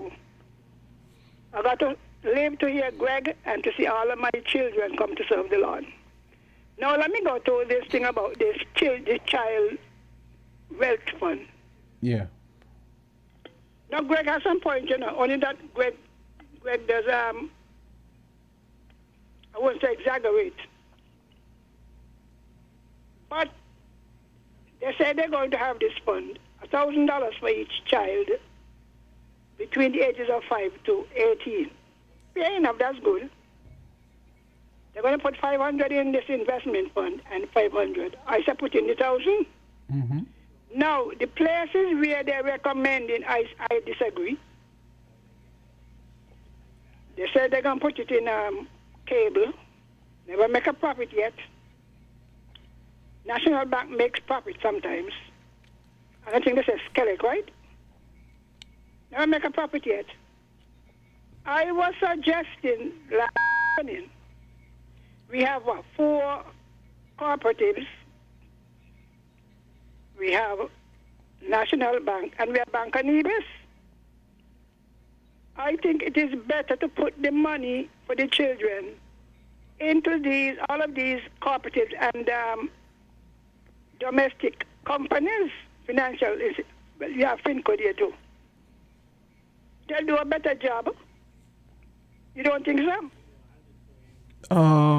Finco. Well, probably. Why Yeah, I put it mean, in cable? I guess a case. Or you mean so you're saying the that? investment money for the children are talking about. So you're saying that maybe they should give people a choice as Rather, to where. I am saying do not in non-productive enterprise, whether government or private. Okay. They will end up like cable and wireless. Did you buy any shares? For cable and wireless? Yeah. No. We were all encouraged when Dr. Douglas went and handed over our shares to cable and wireless and turned around and invited the poor cane cutters and the workers to invest their money in the, and up to today you ask, well, where are the dividends? Where are the dividends? For years they haven't paid anything. So why put the money in cable? Cable has been there since 84, right? According to the man, I think his name was Graham. His name was the man who used to run it. He passed, so he sold most of his shares to the government. Never make a profit yet. So why put it there? That's another ploy to get the money back to the government. Because if the government owns most of it, the money will just go back to the government. It's in there recorded as shares, and you can't get dividends. Yeah. I think sometimes when we talk in these things, we don't think straight. If you're serious about dividends, you put it in a company that is accustomed to. So when the children grow up, they're 5 now, they're 18, and they meet what they put in. What is that? And the shares, you can't even get them sold. I was recommending that. Now, what I found very curious about Mr. Edinburgh's statement was that he called people greedy. They're too dependent. Now, if you go and tell your children, I'm going to give you a new game. I don't know what the games are now, right? Because they think so fast. I'm going to buy a scooter. Let me say scooter, depending on the age of your children. I'll give you a scooter if you do well in school, something like that, right? Mm-hmm. And the child get the report card and come to you. You think it's fair to tell the child you all just like to depend? Eh? These are the remarks they're now making. Oh, people are talking about they want the dividend and they want and then he went on to talk about black people in America on welfare and they're not making any attempt to come off. I said, what do you know about that? You're denigrating black people. I said, there actually are more white people on welfare in America than black people. Numerically, you know. Because in some of the places where the people live, even where some of the blacks live, there were factories who, according to my good friend Greg, take up the factories and have left the people with very little employment opportunities. And then you had like Amazon, Kmart, and those spring up and kill the small businesses that the people had.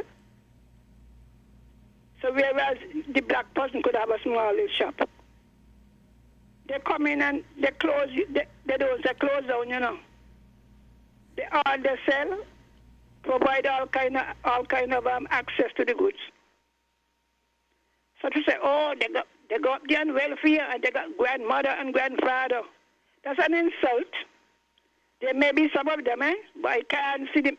They don't have any enterprising spirit. These are the remarks being leveled against our people who are asking to have the promises made in the last election to be delivered. I say it may not be possible to deliver, but the least you could do is to explain to the people that you sincerely meant it, but the circumstances are not suitable now, and show the books. Because anybody, oh, and they had 4 years of loss. I said, that's not true. Check the Check the IMF. You think I don't know about IMF? I went to the IMF twice. And I worked with them all the years I was here, so I know what they say and what they do. But we like to ignore them.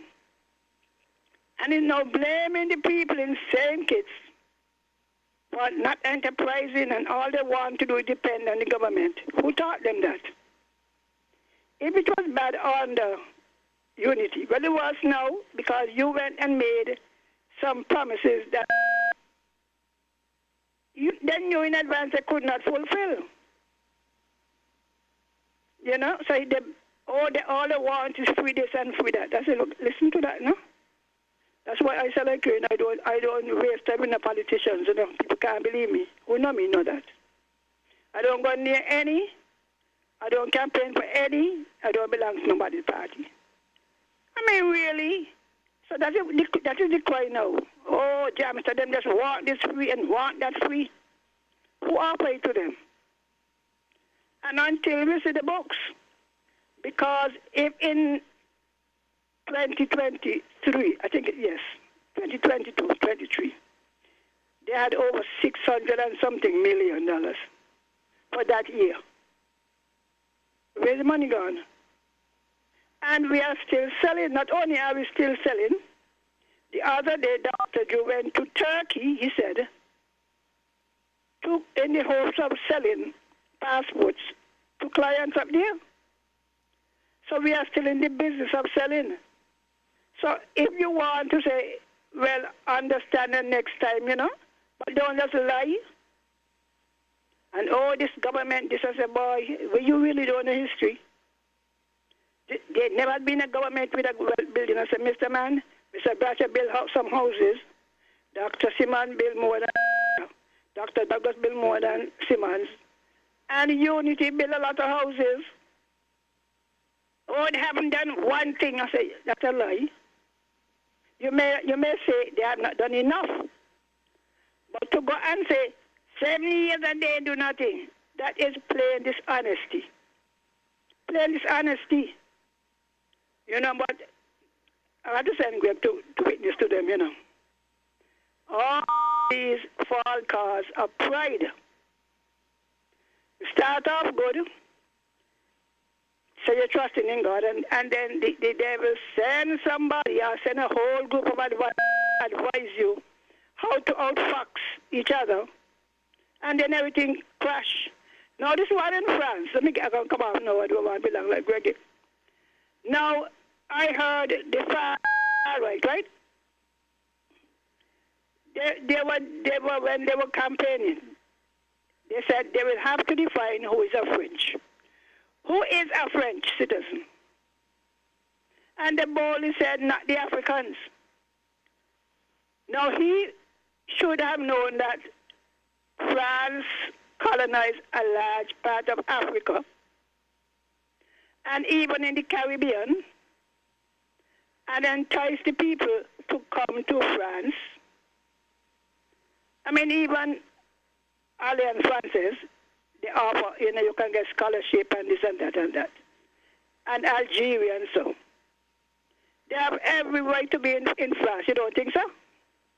Of course. I mean, you know, Miss Henry, last week I saw a story, and I saw pictures as well. France has the third largest reserve of gold bullion.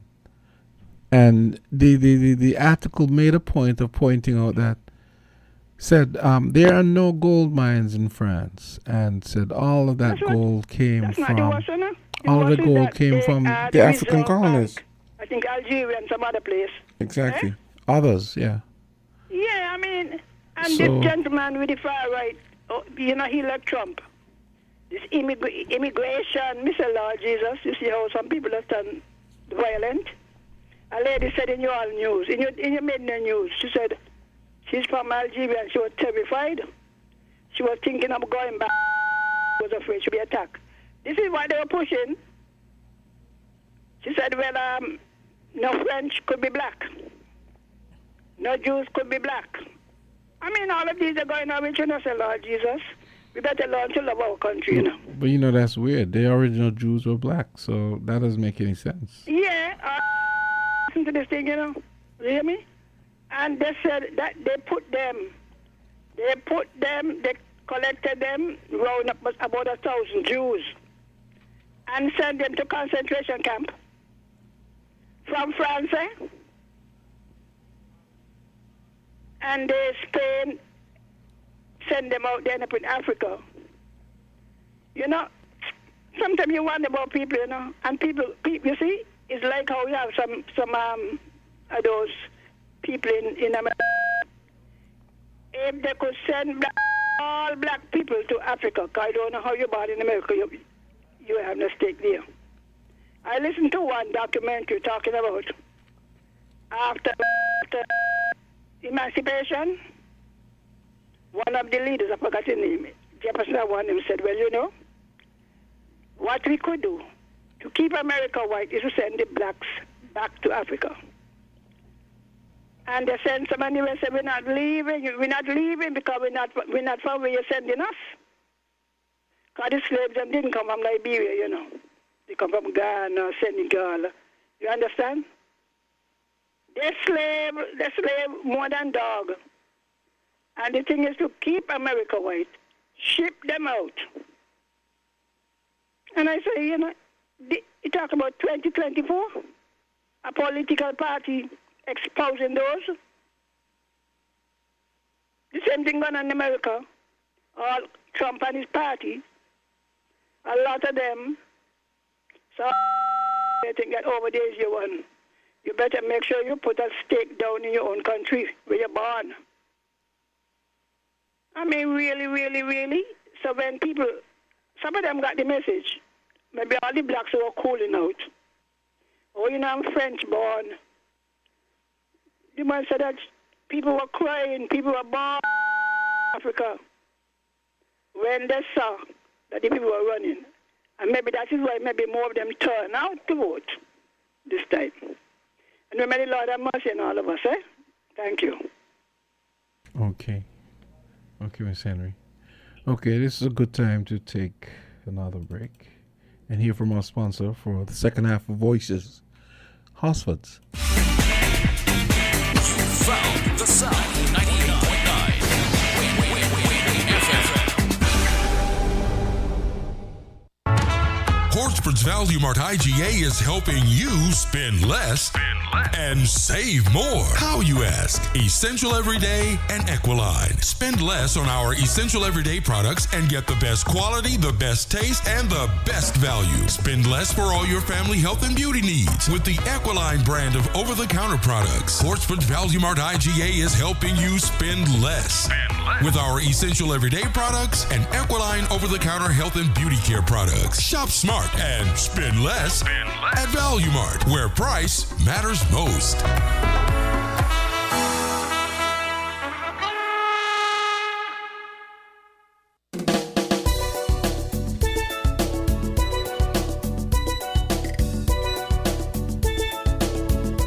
And we go back to the phone lines. Caller, go right ahead. Greetings, I Star. Hey, what's up? How are you doing? Young. How are you doing? Me can't. Okay. Yes, me have a cup. Wagwan. I'm okay. How are you doing? No, me not talk about you. Me not Oh, man. oh, Me okay. Me can advocate the station. Yeah. Yep. Well, we got technology problem. Well, there's no electricity up at this level, and Skellig has been up to fix the problem yet. So we have to wait. Thanks, me just in and hear my family here. Me say, well, yeah, me get it this time. What topic on the table? What your reason about? Me and my family here talk about. Well, whatever it is you guys want to talk about, you know. Okay.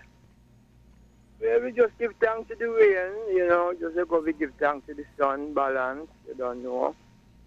Yeah, we're getting some nice rainfall. What does it mean, hurricane season? Yep, started in the beginning of June. The beginning of June. Mm-hmm. And go till when? November. Oh. What do you think about them observation there? Hurricane season observation. What do you think about it? In what sense? Yeah, I mean, it's something that. Looks like his call got dropped, so hopefully he'll call back. So yeah, I'm unclear as to what he means by what do I think, but I mean, voices, go right ahead. Hey, Jamster, good afternoon. Hey, what's up? Good. Give me thanks for life. Mm-hmm. For the rain and the sun and everything in between. Yeah, there's a rumor, there's an allegation that is making its rounds. And it has been making its rounds for quite some time now. It pertains to the southeastern peninsula and the allegation, the Christopher Harbour development at the southeast peninsula. Mm-hmm. I give a little backdrop to myself growing up in Newtown, having 5-6 weeks holidays throughout the summer, going down on the baseline, picking up some stones, round stones, like marble stones, like, pulling our pockets and going bird hunting in the catapult, going over the hill, we're going to Frigate there and then to the Connery area. Because of there wasn't no vehicular traffic road access, there might have been a tractor that would make its round in a little track. One or two persons would have walked it over there, but it was a treacherous walk. You would have easily gotten access to the southeastern peninsula by a small marine craft, which we did. You know, there's a new restaurant over there. Apart from Spice Mill, what are the restaurants over there, Jamster? Have you taken your wife out for dinner? Where? Southeast. Well, yeah, we went there one time, I think. Spice Mill? Once. It used to be the pavilion. Spice Mill? No, it and was then I Spice think it Mill. was. We know Reggae Beach. No, I think it was a We place know- called the Beach Huh? House or something. I remember we went to a place called the Beach House. That might have been pre. No, I don't remember who owned the Beach House, but I remember we went to a place called the Beach House one Sunday afternoon. But I can't remember if that was pre Christopher Harbour or when Christopher Harbour I can't remember who owned that. Might have been Christopher. I don't know.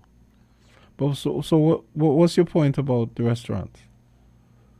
No, I was just trying to outline the few businesses that are over there, be it restaurants or other potential development. So wait, is the I pavilion recall- open or closed? It's closed. Also, what we call Salt Plage was closed also. So those two for the Christopher Harbour, they're closed. Spice Mill still operates. But there's a recent restaurant, not before you get all the way over. When you leave Sundance Ridge, that development on the hill where you can see from up on Timothy's Hill, you look up, you look over and you see those houses on the top. That is Sundance Ridge. But as you go beyond Sundance Ridge, going over there, and as you turn those little winding, turn, there is a little pull-off on the right where there's a restaurant is down where I think the Herberts used to own a house down there. You would have seen it better from off the street, going up on, Nevis, you will see. Oh. You're familiar with there? So it's down on the beach, more or less. It don't have a beach per se. Oh, okay. It have a little thing. Maybe they have a jetty down there now. But it's a house down there, and to build a house down there back in those days without concrete chocks and so, it was a task, and it was something to admire. And also there was. And this is past Mrs. Salt Smith had Plage. a small hotel over there. Way over now. We're talking about Banana Bay. Oh. Yeah, you could see remnants of the hotel, pieces of it. Yeah. Oh, yeah. Of course. We used to go. Yeah, we used to. We used to go hiking over there when I was in high school. We used to go hiking over there. Like on Easter weekend and stuff like that. Yeah, I remember that. Yeah. Okay. I want to say that the place would have been called, I think, Grape Bottom, because the first time I went over there was on a boat. There was a man from the village area, but he adopted Newtown as his second home. His name was Tai, and he used to operate a boat. I think it was for the Roberts family. I'm not quite sure. But that is when I remember. I probably was 9 years old. And we went there. And then my second adventure over there is when I went by the salt pond to pick salt, or we call pick salt, mine salt. The little pond and the great salt pond. The two ponds now, they merge. There's a merger. There was a little pond separated by a little narrow area where separated the big pond from the little pond. You wouldn't even know now. Because where the little pond is, basically, is where Christopher Harbour Marina is, basically. Okay. And then there are the ruins of an old sugar mill, windmill. When you turn in to go down Spice Mill, on the left-hand side there's an old windmill. I'm advocating for it to be restored. Because unlike most persons, we don't know that there was probably two sugar estates over there. I think one was the Fleming's estate and the Starpond estate. If anyone who have the knowledge about it, Mr. Simon Warner, let's get familiar with the Southeast Peninsula then, and what the Southeast Peninsula is, and the point I'm getting to. The allegation is that this present administration probably would have write off the debt for Christopher Harbour. It's just an allegation to me, because I'm just speculating. Because nothing is forthcoming in St. Kitts and Nevis these days for a long time. It seems like the closest they got, the farm administration did not disagree to probably assist the company, Christopher Faber, but with passing up some land. I also think Kellogg probably is involved because of the money might have been accumulated owed to them for electricity. All these to me is speculation and allegation. Because I'm just a layman. Those people who are in the know and know the thing, they are afraid to speak. But me, I am not afraid to speak. I just need answers as a citizen of this country. I think I read in Suburban in his book, Historic Bastille. I want to think I read that when Bastille, the French, if it's gone that far back, when the British came into Bastille, certain persons took up land in the Bastille area, and then these lands were prized lands in the town. And some persons was relocated to the southeastern side, because back then those lands were saltpeter-like lands, didn't worth much, comparing to their worth today. The most prime, real, expensive piece of real estate, I think it's a Navy, is over at the southeast side. I am saying all of this to say that why don't our government negotiate if it is true? Negotiate and try to get back some of those lands, because it seems like under the deal, somebody will have too much drink to allow Christopher Faber to have so many of the people's land. Whether it was privately owned people's land or because, well, we know that when most of the lands around the island was acquired for the people, that portion of the land, according to my recollection, probably was not acquired for the state, so to speak. So when the deal got struck and the facilitation for the, because the potential development, there was supposed to be their Birch Hotel and all these hotels over there. I need answers. I need answers. Mr. Sen, we're talking about some money set aside for children. I have children. I'm looking for my grandchildren. I have a grand. Hopefully, in a couple months' time, to grant. I need a stake in my. I need to know too for my grandchildren them, and for their posterity. So I'm here asking the question, and I'm not afraid of none of them, because it's allegation and it's speculation. I'm only speculating. I'm asking. Mm-hmm. I am considered to be the voice of the voiceless. I don't think I am in isolation to really want answers. But some people don't have the testicular fortitude to speak the way I does. So if the allegation is true that the $130 million has been written off, it is a travesty to the hard-working citizens of St. Kitts and Nevis to allow these people to, you're going to accumulate your debt, and then, you expect the government to just keep writing it off without no land giving back to the people? The prior administration said, okay, let's have a seat.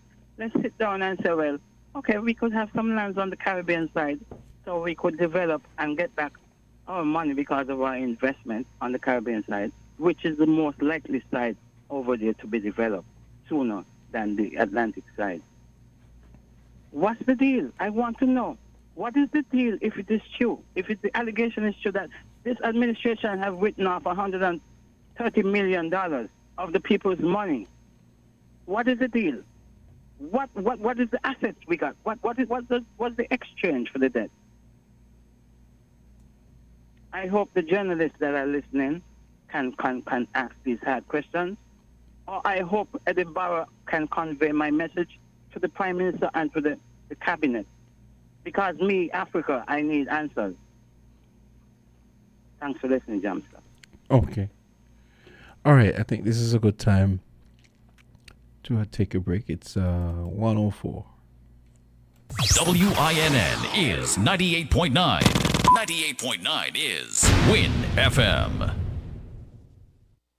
Attention, savvy shoppers. It's that time of year again to upgrade your home and feed your family with Hortford's Furniture and Appliances and Ashley Furniture Home Store. For over 25 years, we've been making dreams come true by offering cashback coupons for free groceries on all hire purchases.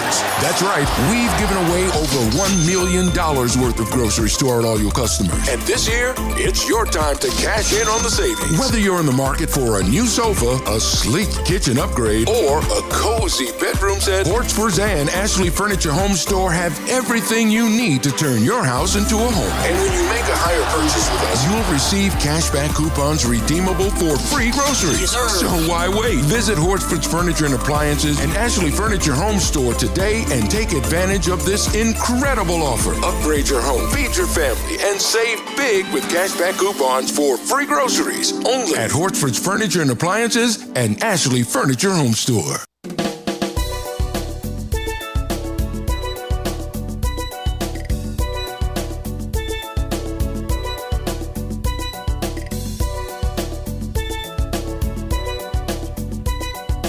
And we go back to the phone line. Voices, you're on the air.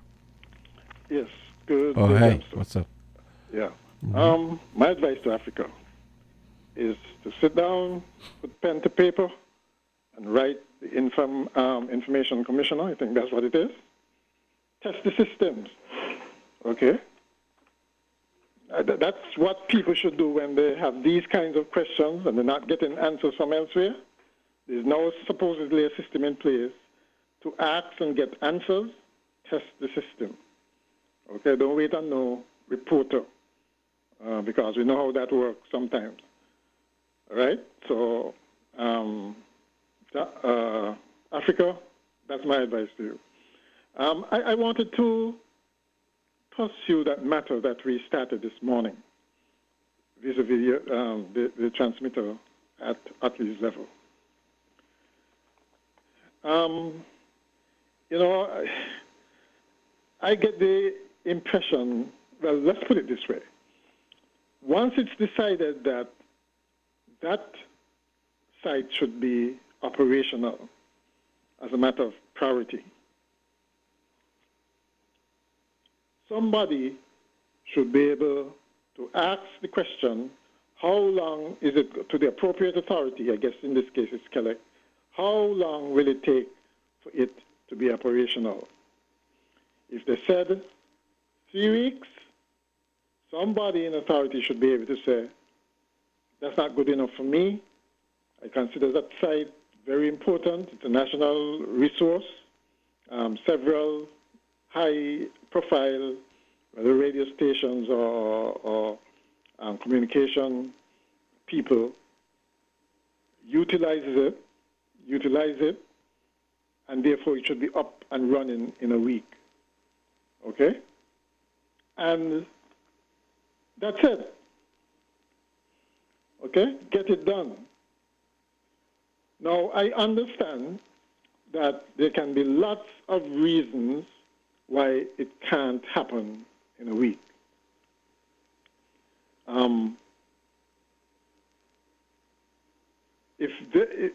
The thing is, you can find all kinds of nice excuses for things not to happen. In my lifetime, I realized you can find an excuse for just about anything. Okay? The thing is, if it's not prioritized, it's not going to be done. That's the bottom line. And I guess it goes back to the culture of our government and those in authority generally. Okay? There are lots of different management styles that one can use, or one is normally accustomed to. Normally, it boils down to there are really four main ones, right? You know, autocratic, democratic, laissez-faire, and charismatic. And obviously, what I'm recommending here is the autocratic one. You know, get it done, right? Generally speaking, you can have a variation of those management style depending on the situation. Some situation calls for one or the other. Okay, and I guess the most effective people are able to toggle between all of them. But what's not clear about the current government, why I think, for instance, they're not as effective as they can be, is that no clear, and because management styles really start from the top, and then filters down throughout whatever organization it is, be it government, private, or whatever. It's not clear where we are in terms of the management style of the leaders. Okay? Are they autocratic? Are they democratic? Are they laissez-faire type? Or are they charismatic? That's not clear. And so there isn't a thread running through the organization of government that can really get things done in a timely manner, right? And I think the government is suffering from that. I don't know what you think, if that's making sense, but there are too many things that... They're reactocratic too. Reactocratic. I have to make up a word. Actually, they might be too democratic, because that's one of the failings of being too democratic. Things get trapped in things like bureaucracy, or there's too, you can result in stalemate, where you try to get answers from everybody, suggestions from everybody, and then develop some kind of consensus, etc. Which takes time.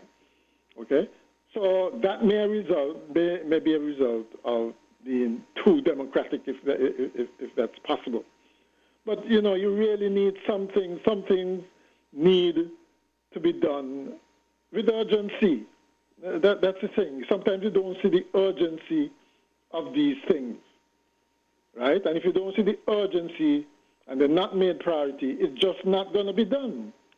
There will always be an excuse to do something else, because there are lots of things that need doing, right?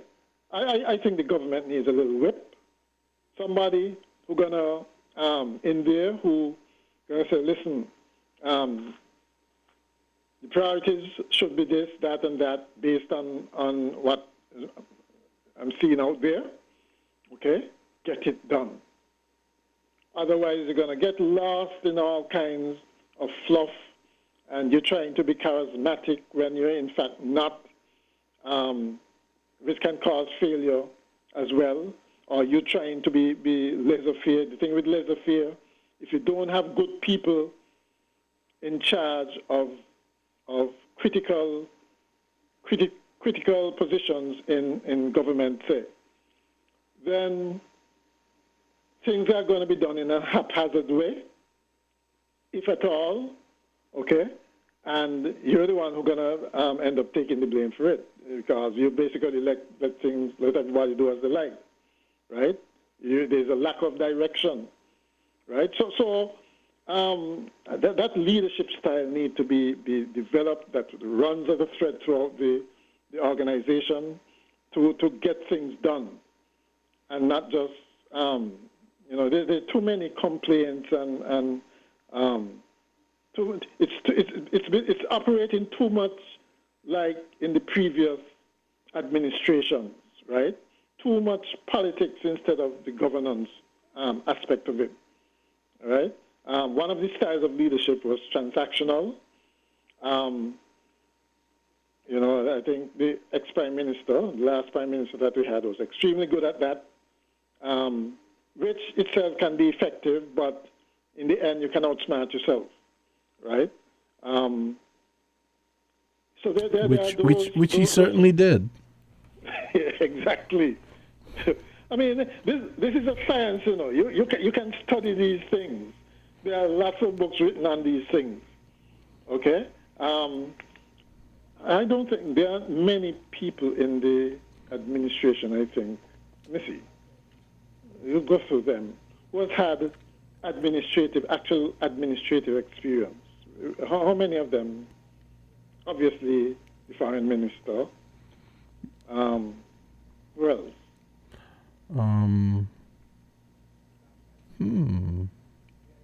It depends on. There's a minority of them who have actually had administrative A minority, experience. yes. Okay, they have professional experience, yes, But not actual administrative yes. experience, and it's kind of showing. It's kind of showing because if you run in an organization like a government, having actual administration counts, or making sure you have advisors or you appoint people who have had administrative experience counts, right? You can't load it up with political people. Thank you. Otherwise, you're not going to get things done. I was about to say, one of the problems I see with the current government is that it seems, this is something I say to friends all the time. You see a clear pattern of the only criterion that matters is partisan loyalty. And there might be another one in this sense. I always feel like I've seen a lot of I don't understand what the elder means when he says square pegs in round holes, because there is a lot of appointment of people to positions where they have dubious and they have a dubious kind of even expertise in that area. It's like sometimes it seems like for example, you get the impression that I walked past the landfill once, so okay, let's let him run the landfill because he walked past it once. Honestly, that's how it seems. That's how it seems to me. I don't think they found the correct balance between the politics and the governance. Sure, you can appoint people who help you get elected, but that does not necessarily mean that they make good administrators. And the point I wanted to make was that you talked about advisors. I feel like advisors should be they should be experts in absolutely. They should be experts and they should fit the gap that you can't exactly.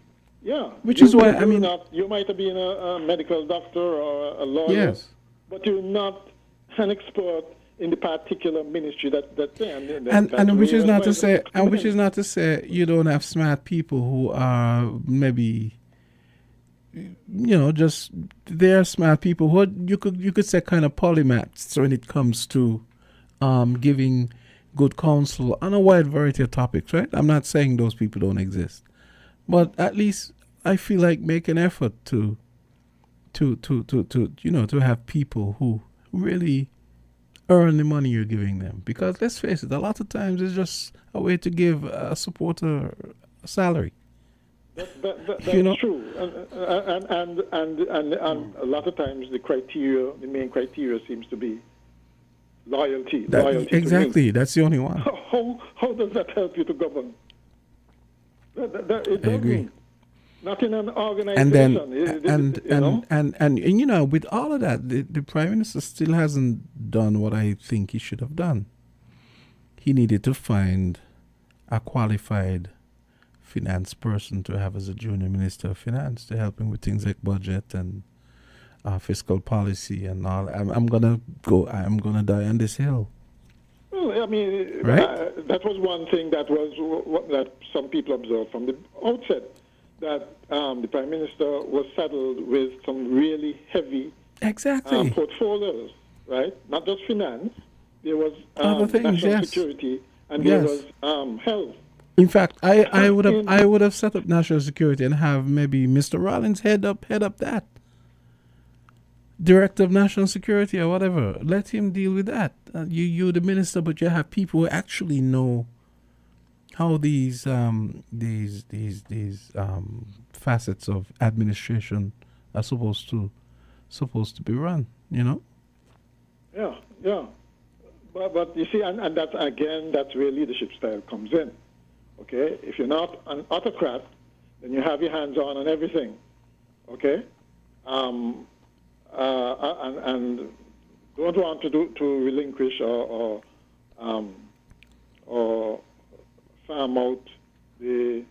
And another thing I don't understand, nobody has ever explained to me, for example, why do we need to have a? I'm not saying it's not needed. It's never been explained to me. Why do we need to have a tourism authority plus a Ministry of Finance, a Ministry of Tourism? I don't understand it. I just wish someone would tell me, Yeah, And it seems duplication. and to me, really. the director of the Tourism Authority is essentially the junior minister of tourism, and I don't see anything wrong with that. But then why not just have a junior minister of tourism? It seems like an unnecessary. There need to be some kind of rationalization of these offices, or harmonization, or whatever you want to call it, of these things. Some of them not making sense. Some of them, as you pointed out, is just to give party loyalists. Some of them have been. You get work. the impression some of them have just been created whole cloth, like to do the same thing we were just talking about, just to reward loyalists. And I would imagine if things get tight and. Well, we're not getting a dividend this time, which might be ominous for things to come. Don't know, but I would think one of the first things to do is rationalize all these positions in the public service. Civil service is one thing, okay, because you find a lot of the other areas of public service overlap with things that the civil servants are supposed to be doing. And one of the first things they might do to save money is rationalize these things and say what you absolutely need. I mean, when you look at some of these positions, you see duplication on duplication on duplication, which is ridiculous for a small country. Exactly. Right? I mean, the other thing, of course, is duplication between St. Kitts and Nevis itself. That alone... I keep saying that. Why I don't understand why we have two separate tourism authorities. That makes no sense. Two separate ministries of tourism. I mean, to me, from the beginning, when they wrote the Constitution, things like the things like education and it just should have been one country. I don't understand. It's a waste of money. You have two. And nobody. But you realize that nobody wants to touch it. Again, because of one, it's political suicide, I guess, and two, it's a way of rewarding some loyalists. But at some point, you may be forced to bite the bullet and realize that, well, some of these loyalists, they may be good at helping you win an election, but in the final analysis, what wins elections is that you govern properly. And if they can't help in this phase, where it's a matter of governing, you may be, how you put it, shooting yourself in the foot or cutting off your nose to spite your face. That kind of thing. But to me, the other thing that needs to be codified and maybe ratified is the way ministries and even ministries are set up, meaning these things should be hardwired to some extent where you can't have a government coming in and I mean, outside of maybe creating a ministry where, take for example, you remember when George Bush created the Department of Homeland Security. I guess you could argue that. Oh yeah, right. I guess you could argue that there's some duplication with defense and so on. But you can argue that it was necessary at that time. Yeah, it was. It certainly was. Yeah, it certainly was. Yeah. But my point is, is the threat still there that requires it? It's just like an entitlement. Once it's set up, it's hard to get rid of. But actually, it seems to be the same thing with government. But actually, I think once you have a position there, it's hard to get rid of. Not even an incoming administration. I think it would rationalize it and say, well, maybe you don't need that. Instead, they find somebody to put there. But I think the thing with DHS is that it seems like it forces synergy between, let's say, customs and immigration, which wasn't there before. Right. And maybe information sharing and reduction of maybe overlaps and so on. You know? Yeah, well, that's true. But at the same time, since they used to function without it, you should always do some assessment as to effectiveness. Well, when you think about it, immigration and customs really, when you think about it, you can make a good case for them being under this. Immigration and customs? Yeah, you can make a case, wouldn't you say? Immigration, well, I don't know. Make a case for one person running both departments, but a customs rule, when you think about it, a customs rule is so wide as compared to an immigration. They look at the same data and interpret it differently. But at least because one hand should know what the other hand is doing, though. For instance, you realize that some customs officers have used firearms. Yeah. Others don't. Yeah. Right? One of the things I noticed, I think up in the States, you notice that the customs people use firearms, have firearms? Yeah. Sidearms attached? Yes. But actually, when I was talking about the U.S., when I said immigration, I said that I meant ICE. I could see the argument where they could be twinned. That's the ICE I was talking about, the U.S. on the DHS. And all them being on the... And then how would you look at something like, what do you call it, the Sea Patrol, Coast Guard? See, Yeah. there are so many... So Coast Guard is on the DHS? I'm not even sure. Yeah, You see? And then you have all these agencies, DEA, DEA, all kinds of things, and you wonder if yet, despite that, despite all these agencies, I think the U.S. government employs about 15% of the workforce. Mm-hmm. Here, in our small country, we employ about 38%, the highest in the OECS. And nobody looks at that and say, there's something wrong with that picture. Exactly. That we should be really having a lot of these people on private sector. Exactly. Doing more productive work. Exactly. But, it is what it is, I suppose. But and then it also leads to, enough can't be said about... I want to come back to the codifying of ministries. I don't think enough can be said about that because it always bugs me when governments change and they come in and then the mixing and matching start, the dissolution of some mix and match that was done from the previous government that's taken apart and then really and truly, in our system where we have a civil service, that really should be at a minimum. It should be minimal, but yet it doesn't happen that way. Quite a bit of time, and not only that, it happens over the period of the administration, almost like 2 years after a new administration. We shouldn't be engaging in a lot of personnel changes and so on. What you should be dealing with is whether or not the personnel in positions are functioning effectively. If they're not, then they change. But, you're getting the idea up to now, And we need to get back. A case of looking at the politics of it rather than the governance aspect. And we need to get back. We need to get back to the point where all things being equal, a permanent secretary is exactly that, a permanent secretary. Right. The person is doing their work. And not a political appointee. The person is doing their work, they're professional, and then you take steps to expressly encourage people to do their work. That's what I'm talking about, the culture and the management style, and because this starts from the top. Yes. Okay? And I am one who favors advisors.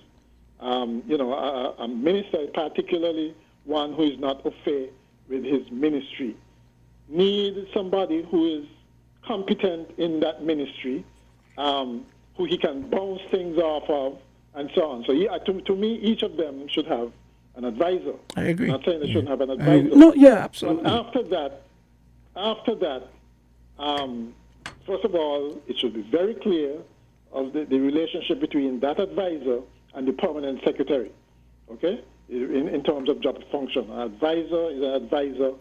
An advisor should not be interfering in the day-to-day of administrative operations that permanent secretary should be involved in, okay, right?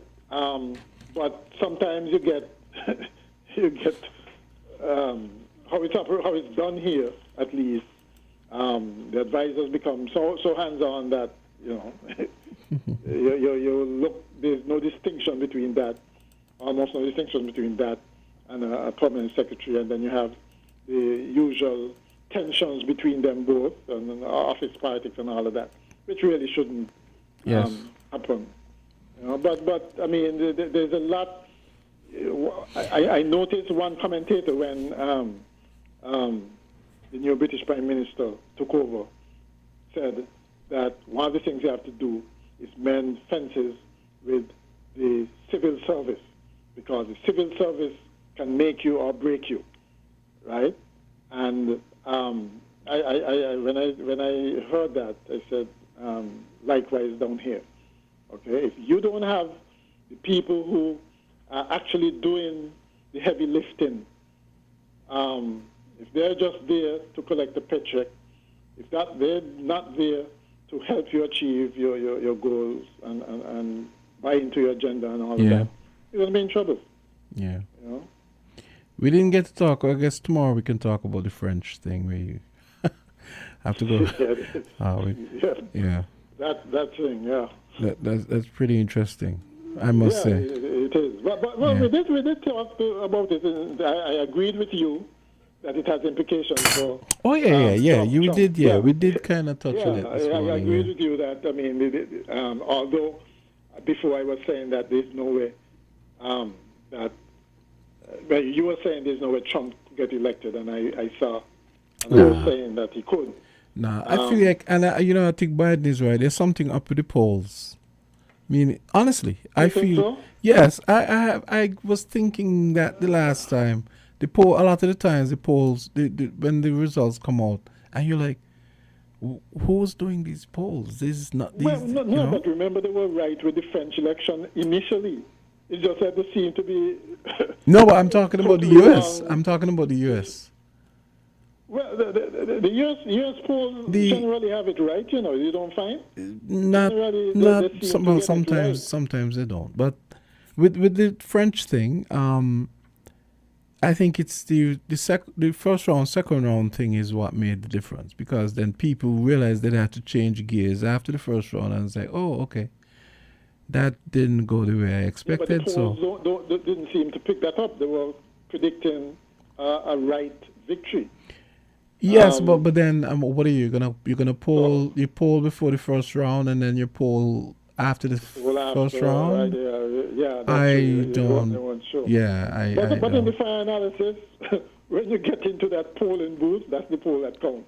Exactly. Right. You can be saying one thing outside, but if there's a mood, a swing, whatever you want to call it, going into that poll, if a narrative comes along that the government wasn't doing a good job, and you can't. There's one thing politicians always say, which makes absolutely no sense. They always say, "I feel your pain." You cannot feel anybody else's pain, right? And you could stay there and say, "Oh, you did this for you, and that for you, and that for you," and as long as people don't feel you, right? That's it. You're gone. I don't know if you noticed, I was watching France 24 yesterday afternoon, and I don't know if you noticed the national rally leader, that's the right-wing people, he actually pulled a mild Trumpism by accusing, he was basically, it seemed as though he was saying that the election was stolen, basically, my words.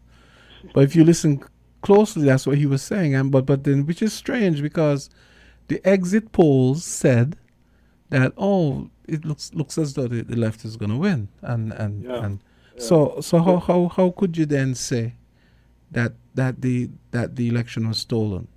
That came from disappointment, man. Yeah. He couldn't believe what he was seeing. Because actually, when that happened, I guess that's what people would look for, right? Well, is something wrong with the thing? But I don't think they'll get away up there. You don't hear much about gerrymandering of the results and those kinds of things. Yeah, but they have a different system. So I don't think he'll get it. He was just probably really disappointed belly aching, at the result, and that's what changed. Yeah. But what we should be concerned about is Trump's, and you see, because of what happened in that debate with Biden, he's getting away with it. His failure to say categorically, regardless of the outcome of the election, I'm going to accept the results. I mean, he put in this nuance thing to it.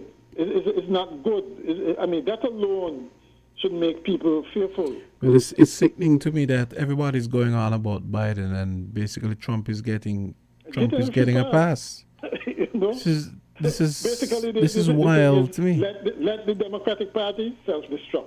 Yes. Because that is what is happening now. The longer this goes on, it's almost as if everybody campaigning for Trump. Yeah, now. they need the to. Longer this goes on, the Democratic Party needs to and themselves the CFS. And that's what they say. They need to rename themselves the CFS. Bite the bullet. Let Kamala Harris be the nominee, and all in for her, right? Whatever the outcome is.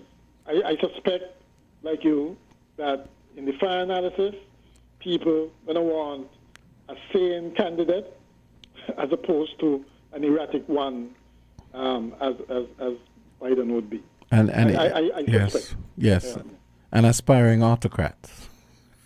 Who is an aspiring autocrat? Trump. That's what I said. You mean aspiring dictator? Same thing. Autocrat. Well, yeah, same thing. Autocracy, man. If he could be a Putin, if he thought he could get away with being a Putin, he'd be one. Trust me. Boy. It's just the man. It's just the man's nature. Messed up. You know? Yeah. Okay, I gotta go. Yeah. Yeah. Okay. All the time. So we talk tomorrow. All right. Yeah, okay then. Okay, folks. That's gonna do it for today's edition of Voices, and Socrates will be back on Wednesday, hopefully.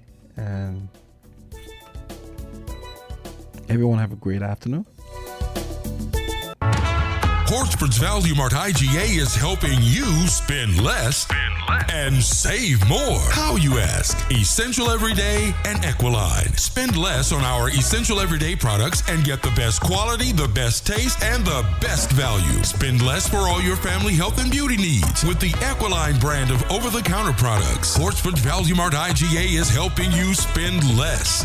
With our Essential Everyday products and Equiline over-the-counter health and beauty care products. Shop smart and spend less at Value Mart, where price matters most.